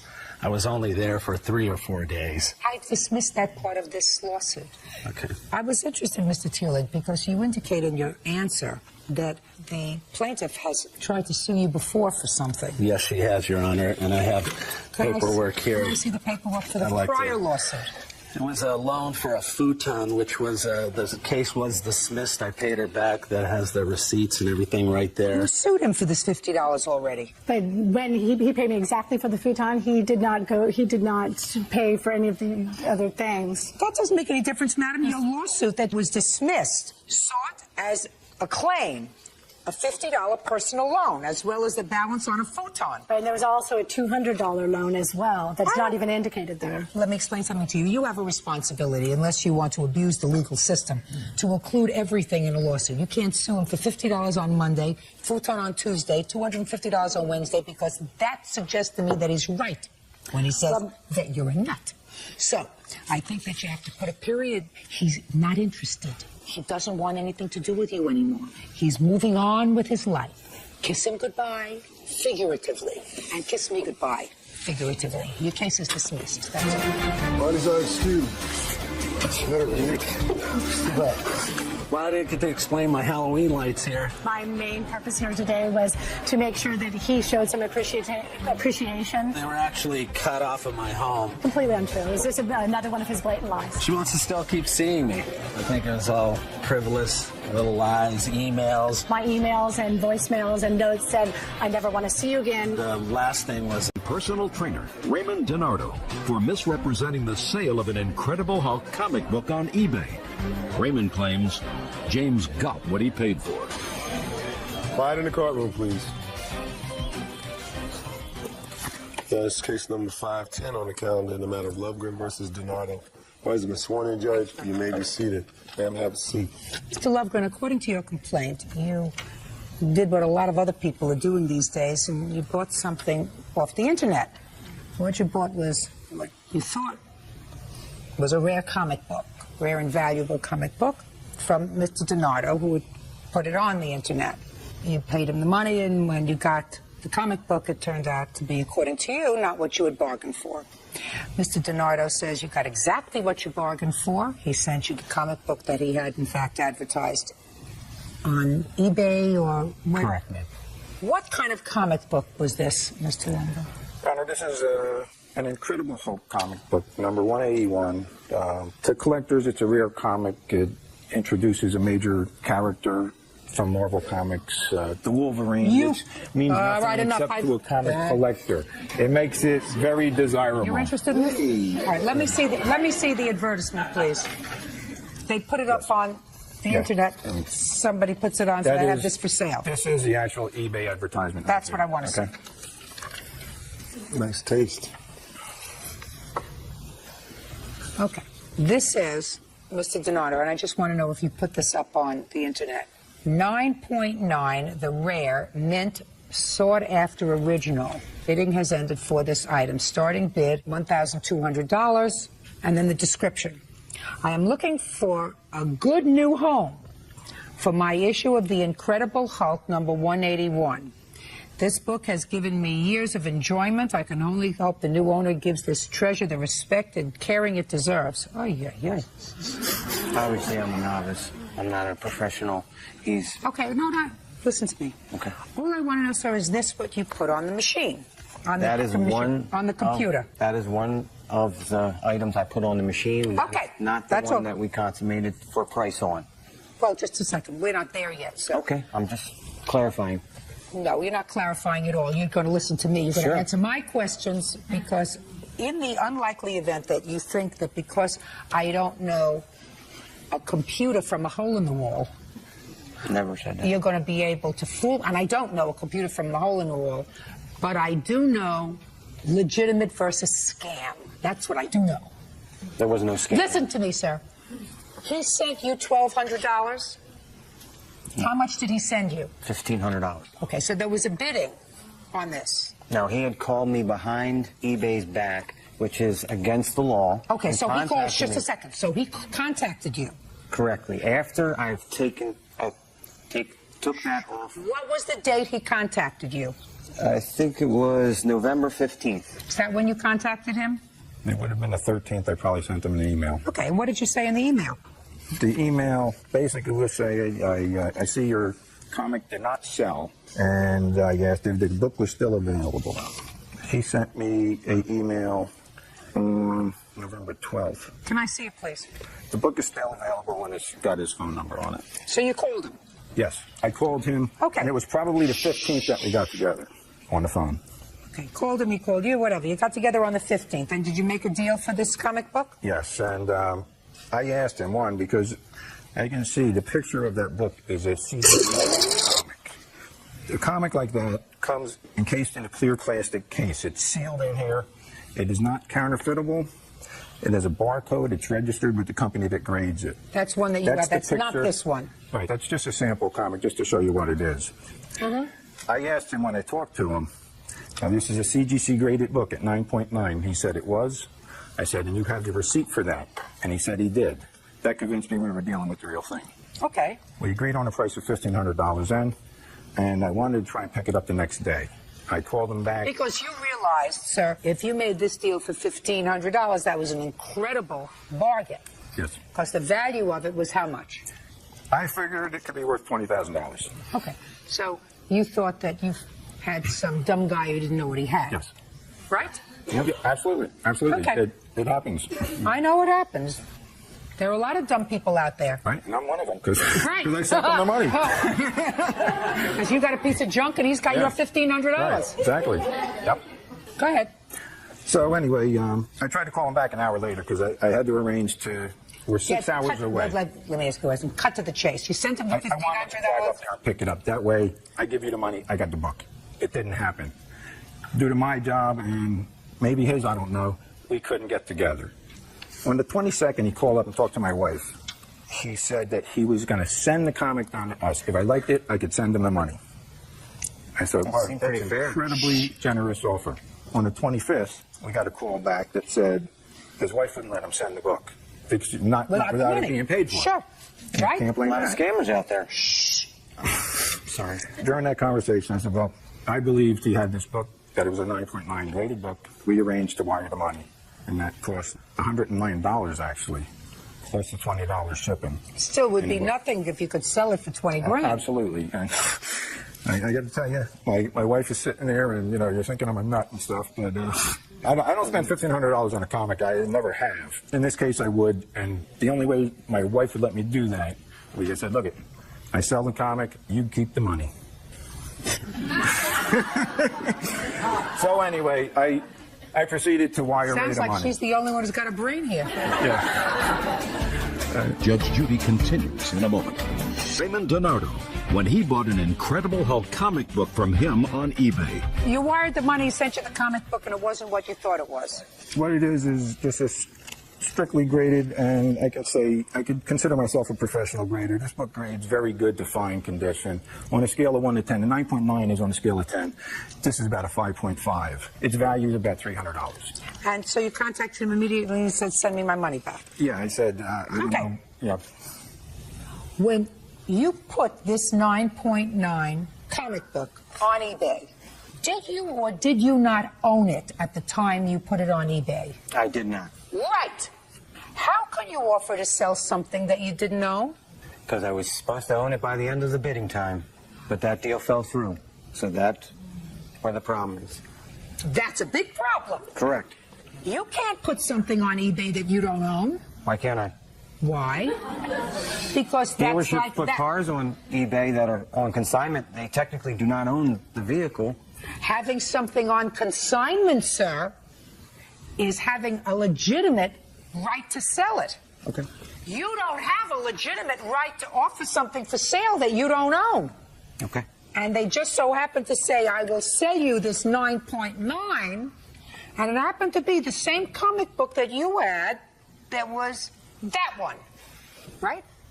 Same comic book, different condition, right? Correct. Karnak, what are the statistical probabilities of one schlipper who knows nothing about comic books having a nexus to two of the same comic books, The Incredible Hulk, at the same moment in history, and putting them on eBay at the same moment in history, one that's worth $300 and one that's worth $20,000? 1 in 10 million? More than that. There. 1 in. I'm not talking to you. I'm talking to my friend over here. 1 in 20 million? Probably more than that. So now I want you, Mr. DiNardo, to reduce what Bird, who is a very conservative man, by the way, has calculated at a 1 in 20 million plus probability of you having your hands on the same two magazines at the same moment in history when he wanted to buy it. Reduce that for me. Okay. Actually, it was a week apart, but I had no idea that somebody that had sold so many comic books would think that he would be getting a $1,500 comic book that was sold for $20,000. It just did. I assumed that he was talking about the comic book that I originally had sold. It just doesn't make any sense. Then he would think, oh, okay, this comic book I'm getting for $1,500, and I'm going to make $18,000 off of that. Does that make any sense? It doesn't. He went behind eBay's back, which is illegal. Just a second, did you hang up the phone on him? No, I did not. But he's already admitted Listen to me. malice. Listen to me. No, he just thought you were a schlemiel. Oh. He just thought you were a schlemiel. He didn't realize that you were a scam artist. There's a difference between being a schlemiel and a scam artist. let's say you go into somebody's house that's having a tag sale and you see this comic book in a big old bin of junk that they say, listen, you can buy the whole barrel of stuff for $10. She says, I'm spending $10. This is worth $20,000. That's how a lot of people get paintings and wonderful pieces of antique stuff, because one man's treasure is another man's junk. You see, me, I wouldn't pay a quarter for this because it just doesn't appeal to me. Right? Your wife wouldn't pay a quarter for this unless you told her you'd give her the profit. Because she's just not interested. But what you did, sir, you see, the statistical probabilities of you auctioning off around the same time two of the exact same magazines and one of the ads, putting down here. You have the other ad, by the way? No, I don't. No, you don't. You don't? Why wouldn't you have the other ad? Because I moved and the Because computer. you moved. Where? It's on eBay. Listen to me, sir. Move on this. Okay. Judgment for the plaintiff for the amount of $1,500. Excuse me, can I have That's a all. Have a comic book back? Oh, these are huge. You missed up. Can I have a comic book back? You may not. Okay, thank you. Well, I had a client at work. And now the next case. All parties in the matter of Popejoy Swihart versus Ward. Step forward, please. Rachel Popejoy and her father, Dwayne Swihart, are suing their former friend, systems analyst Margaret Ward, for misappropriating bail money meant for Rachel. Margaret says she used the money to buy food for Rachel's kids. Miss Popejoy, you were arrested. Yes, Your Honor. When? On November the 12th. What were you arrested for? I was arrested for willful reckless driving, driving on suspension, and no proof of insurance. And this was the first time you were arrested for something like that because they fixed very high bail. Right. And this is your complaint. You contacted your father. Correct. Told him you were in jail and could he please wire how much money? $1,500. For your bail. Yes, ma'am. And he said probably reluctantly, okay. And he wired the money because you were living where, sir? In Michigan. And where were you living? Omaha, Nebraska. You wired the money to Miss Ward, who was a friend of your daughter's. Correct. With the instruction to go to court and bail her out. Correct. And when you went to court, they said you had been such a bad girl previously that the bail wasn't $1,500, but a lot more. How much? $5,000 at that point. Which you didn't have. Correct. So Miss Ward took $700 and put it in your prison account so that you could, get toilet paper and toothpaste and magazines and gum and whatever you needed. And she kept $800 for herself. That's correct, Your Honor. So that's what we're here for today. The $800 that Miss Ward kept for herself. So Miss Ward, the ball is now in your court and you're going to explain to me why you did not return the entire $1,500 to Mr. Swihart. I first became involved with Rachel in June, and her children were coming to my house because they were starving, and I'm not using the term lightly. They were really hungry. Were you neighbors? Yeah, they live about 2 blocks from me. So you started to give them food? Mm-hmm. And so I did. I started feeding her children all summer. They came to me, and Shelby about moved in with me, and there were times when she and her boyfriend Jason would leave and they'd lock up the trailer. They wouldn't come back for 2 days. It's 90 degrees outside. They had no water and they had no access to a toilet or anything. They always came to me every time, and I took care of her children all summer. Okay. Then somebody called CPS on them, and she came to me and asked me for help. So I bought $250 worth of food because they had nothing, and it took quite a bit to put food in.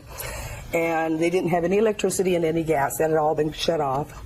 So I went down the following Monday, and I paid her electric bill was $186 so I could keep the food cold. And she promised she would pay me back.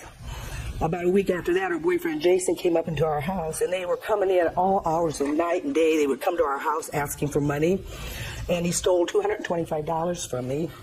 And then a week after that, he came up and he stole another $200 from my granddaughter. So after I couldn't put the bail money down, there wasn't enough money. She called me the same day and said she talked to them, and they said to put the $1,500, it was okay to go ahead and put that on her books. Well, I didn't really trust that, so... Yeah, but you put only $700 on her books at the prison, and you kept $800. Yeah, for the money that they had stole from me and the money she promised to pay me back. Where are your children now?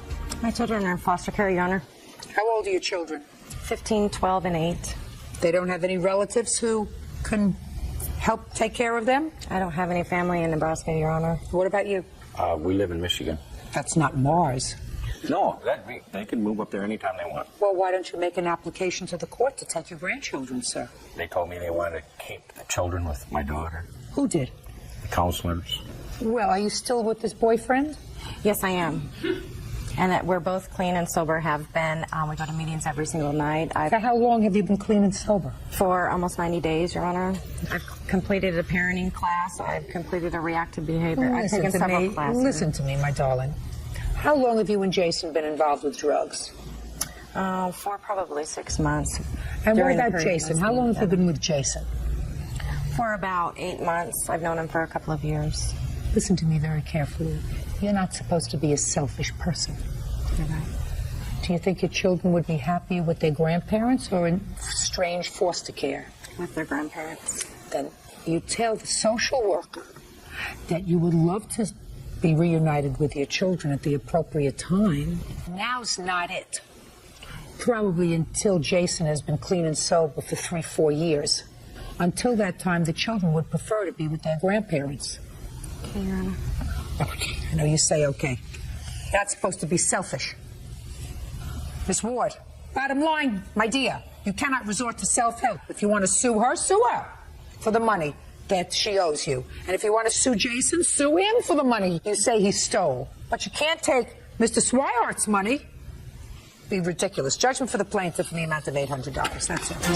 All right, Judge, you may step out. Even though her and Jason spent the money together, she had Jason steal everything. I never said anybody to steal anything from her. I certainly wasn't raised that way. Once the children were taken away, then she just came after me to see if she could get more money for drugs. She has helped us out in the past, but she went to an extreme with her lies, and all I can say is I'll pray for her. Executive assistant Janelle Avila is suing her ex-boyfriend, salesperson Jacob Johnston, for a loan to help with his divorce. Jacob says Janelle gave him the money as thanks for his support. All rise.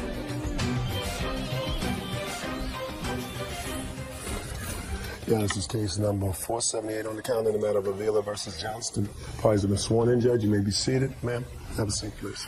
Miss Avila, this is your former boyfriend, and according to you, you made a loan to him in an amount in excess of $5,000 to pay for an attorney because he was involved in a divorce and a custody dispute with his, I assume, now former wife? Not quite.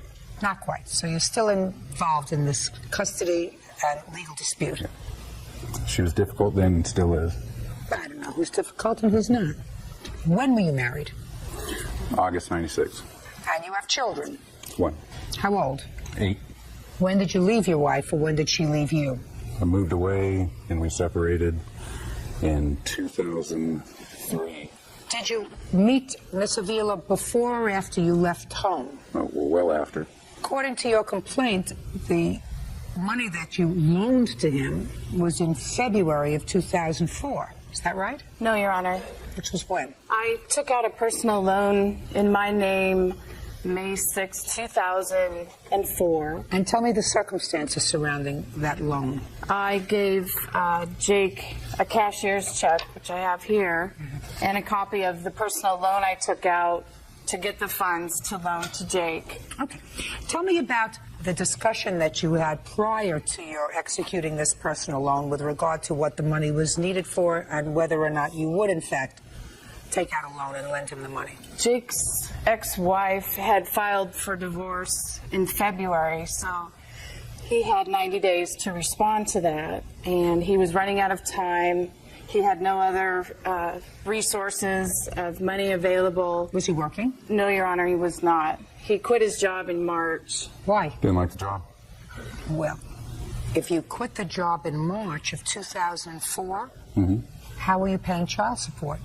Well, I had unemployment coming in. How much was your child And support? at that point, I wasn't paying child support any longer. I'd paid I was told to stop paying by my attorney because I'd been paying to the tune of $4,700 a month for all bills for everything ever since we had separated. I paid for everything, Your Honor. What did your wife do for a living? She works at a counseling center in a university. And what kind of work were you doing? Factory rep. What does that mean, a factory rep? Worked for a major manufacturer selling their products. When did you go back to work? October 10th was my hire date.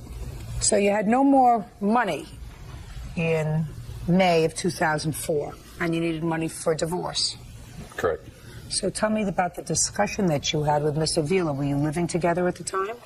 We weren't living together. I always kept my own place. I stayed over at her place quite a bit, though. Okay, so tell me about the discussion that you had with her. We went through a lot. I don't. Listen. initially- I got things to do. I'm not interested in your personal matters. I want to know what you said to her and what she said to you about the money. Okay. I had done a lot for her, and she felt that she wanted to repay me back Don't tell me with the what she gift. felt. Listen to me. First, I want to know what you said to her. Something like, "Wow, I just got served with these divorce papers, and I have 90 days in which to respond to these divorce papers. I need a lawyer, and I have no money."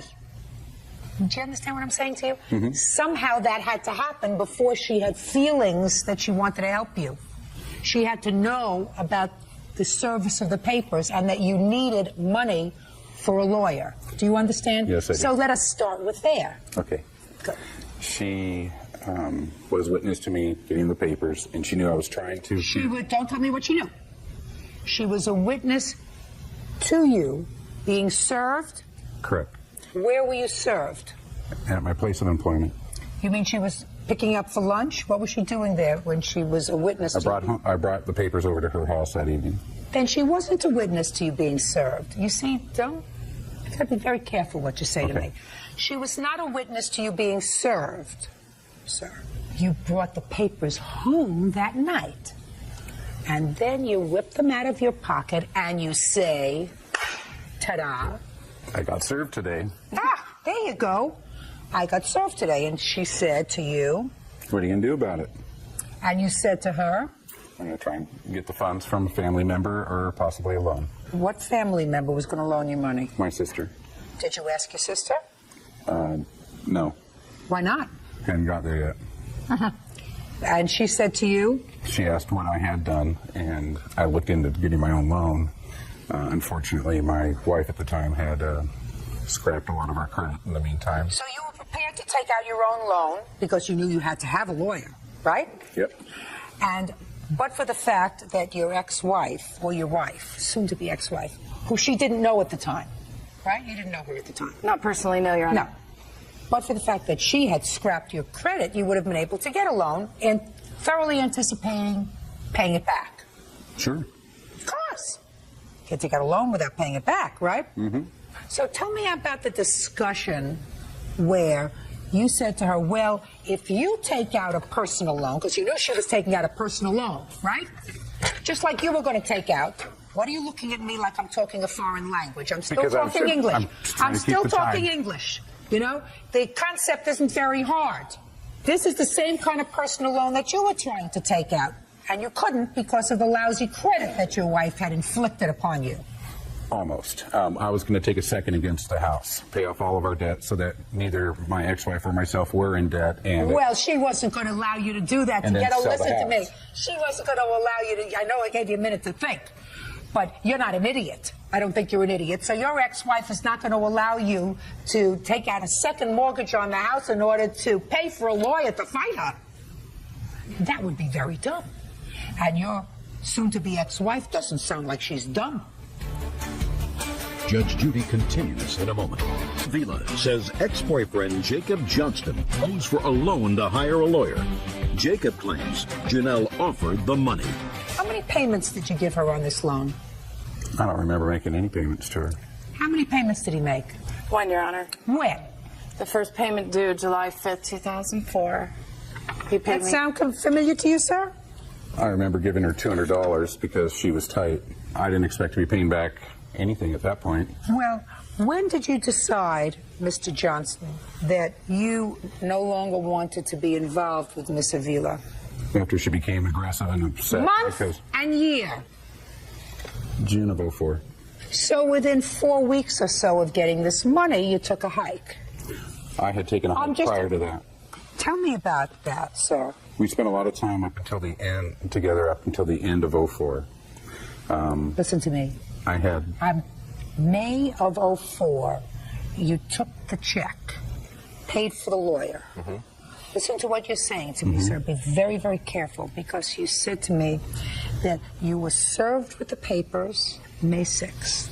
So you took the papers and you brought them home and showed them to her and said, gee, I got served. So at what point had you broken up prior to that? Okay, so at the end of 04, December, I had stopped spending nearly as much time with her and told her that I needed more space, and I didn't Well, what was June of 04 that you just told me about, sir? 03. Or 03, excuse me, I'm sorry. Thank you for correcting me. We weren't spending You're talking nearly about as in much December of 2003. time. Go ahead. I wanted my space. I didn't think she was the right one to introduce to my daughter. Then what'd you take her money for? We had spent some time Why did you take her money? because I'd helped her out through a lot of difficult times, and she asked if she could give me the money because of all the help I had given her. Is that right? No, Your Honor. See, I knew I was going to let you talk. Let's talk about character. You're not supposed to use people, Mr. Johnston. It's never my intention to use it. It was. When you put someone in debt in order to satisfy your need, when you have no legitimate intentions, because she had legitimate intentions, she still cared about you, right? Yes, Your Honor. I still cared about her, too. But that's not what you just told me. You said listen to me. I needed my space. I didn't think she was the one to introduce to my daughter. All of those things. Then you don't put her in debt. And once you're back to work, and if you did stop seeing her 4 weeks later, you say, Janelle, listen, at the time, I really needed the money. I thank you for taking out this personal loan. I don't want you to be behind the 8 ball. I'm going to pick up the payments because I had thoroughly intended to take out a loan myself to pay a lawyer. And since I couldn't get the credit, you were great to help me out. But I'm going to take over the payments. We're no longer together. We're not related to each other. I'm not going to see you anymore. I'm moving on with my life. I don't want you to feel as if you've been put upon. Do you understand? That's being a moral person. So I wouldn't allow you to represent toilet paper, sir. Because that's what I think of your moral character if you stuck her with this loan. Judge for the plaintiff in the amount of $5,000. That's all. Thank you, Your Honor. Parties are excused. You may step out. Perhaps he had no money to repay since he wasn't. And now the next case. All parties in the matter of Hanson versus Fagan. Step forward, please. Plaintiff Norman Hanson is suing his ex-girlfriend, hairstylist Lisa Fagan, for the cost to renovate her salon. Norman claims he did the work and was never paid. Mr. Hanson, you and the defendant lived together for a period of time in her home, and it is your claim that while you were together, you did work for her in remodeling her salon. Is that a beauty salon? Yes, ma'am. And there was an agreement that she would pay you for that remodeling work. You finished the work. She didn't pay you. True. That's your claim. How old are you, Mr. Hanson? I'm 58 years old. And when did you move into Miss Fagan's home? Probably about a year prior to... What year did you move into her home? 2003. End of 2003. How long had you known her before? About 20 months. And how long did you live with her? Approximately a year. A little less, on and off. What do you mean on and off? Well, whenever she'd go out and meet somebody else, she'd give me the boot, and then he'd leave her. She'd call me back. And you went? Yes. You weren't living with her. Where were you living? I had my own home in Interlaken, about 40 minutes away from her home. For most of the year, however, you lived with her. It was more convenient to live with her so I could get the projects done that she wanted done than having to travel back and forth. And plus, I'm disabled and I'm on a fixed income, and it's easier to move in and save money than go back and forth every day. Now, what kind of projects were you doing for her? Okay, I built a privacy fence around the property. And when did you do that? How long had you been living there? It started around, I guess, March or April when she got her income tax check. We went up and bought the material and I started. What kind of privacy fence was it? Wood? Yes. Sounds like a lot of work. It was. Did you have to pour cement? In some areas, yes. And how big a fence was this? Maybe 400 feet, 500 feet. And what was the next project you did with that? Then I built a 12 by 24 patio off the back of a porch. Out of what material? 2 by 6s, 2 by 4s, all treated. Now, during that time, sir, because these projects kept you very busy, while you were living there with Miss Fagan, I assume it is correct that you were not paying any part of the mortgage, gas, electric, or utilities. Is that right? Well, at first I was paying her like $100 a month. $100 a month? One time, Your Honor, I got that. Twice. One time. Twice. He says twice. Give him twice. He gave you $100 a month. That comes out to a little less than $25 a week. Is that right, sir? Yes, sir. Yes, ma'am. So we know that that's not really supporting yourself. No. Now, what was your main job, Mr. Hansen? In the salon? No, your main job. How do you support yourself? You're 58 years I'm old. on disability. What's the nature of your disability? I had a broken tailbone. That's the nature of my disability. I got a broken tailbone. Well, what does the broken tailbone disable you from doing? Almost everything up to about 3 years ago. And then Just a second. If you're building 500-foot fences... Yes. And putting in 20 by 30 patios... Yes. And single-handedly remodeling a salon... I want to know, are you disabled from building skyscrapers? Are you disabled from building bridges? He's lying, Your Honor, to get money from the government. That's what he's Well, I'm trying to figure that out, Miss Fagan. I don't believe You it. get disability from whom, sir? I get it from the government. How much do you get? I get $5.79 a month. And when did you start to collect that? 94. But now you're not disabled anymore. I'm still disabled. No, you're not disabled anymore. You just told me you weren't disabled. You just told me that you I did just told you construction work. With exercise, I go through a lot of pain and suffering, but I'm able to walk. At times I had to use a cane. I used to have to use crutches. I worked myself off of that. Good. Well, that's good. That's wonderful. Get a job. How come you don't tell the government you don't need their charity anymore, sir? It isn't charity. Sure it is. When the bad weather comes, I can hardly move around. It changes like the weather. My goodness gracious me. It might seem like right now, because it's nice and dry, everything's fine, but I still got pain. I still got to walk with it. That's life, Mr. Hansen. As we get older, we get aches and pains. But if you can build a 500-foot fence and a 20 by 30 patio and remodel a salon, you should not be getting money from the government because you're disabled. Now, when you told her you wanted money for this salon, and you were living together at the time, sharing a bedroom, I assume, what did she say to you? She come out and asked me in her house do I think I could do that concrete building, renovate it, and convert it into a salon? I said, sure I can. Sure, as long as the weather's dry. Not when it's raining. Did you say to her, sure I could do that, but I can't work when it's raining? It's harder when it's raining. Go ahead, keep going. Okay. She asked me how much do I want to do the job. I said, well, make me an offer I can't refuse. She said $15 an hour. I said, okay, let's go with it. And that's what we did. Mm-hmm. I'm listening. Where do I begin? What would you like to know? No, just say to him, when he said, why don't you, according to your answer, you said that when he said to you, you have to pay me for this job, you said to him, I said, are you kidding? I've been supporting you for a year and a half. Right on! No, you and the government had been supporting him. The only one who wasn't supporting him is Mr. Hansen.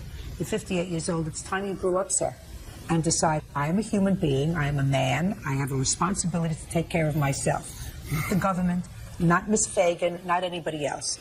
Get a job, call the government and tell them you no longer need their disability, because certainly we're going to send them a copy of this tape and let them know that you no longer need any disability, Mr. Hansen. And get a job and take care of yourself. It's time, sir. Otherwise, you'll never know what it's like to be independent, and then you're going to die. Do you understand? Your case is dismissed. That's all. Parties are excused and they stepped up. I think at first she tried to make it look like a family unit, but it turned out not to be. Because she likes the nightlife. Yeah, but I supported him for almost 2 years financially, so 2 years too. Found out that she was seeing somebody else, and that's when it was time I knew it was over. Well, he became very jealous and abusive. I violated the injunction by handing her a note, and I didn't say a word to it. I just walked away from her, and next thing you know, I had a cop picking me.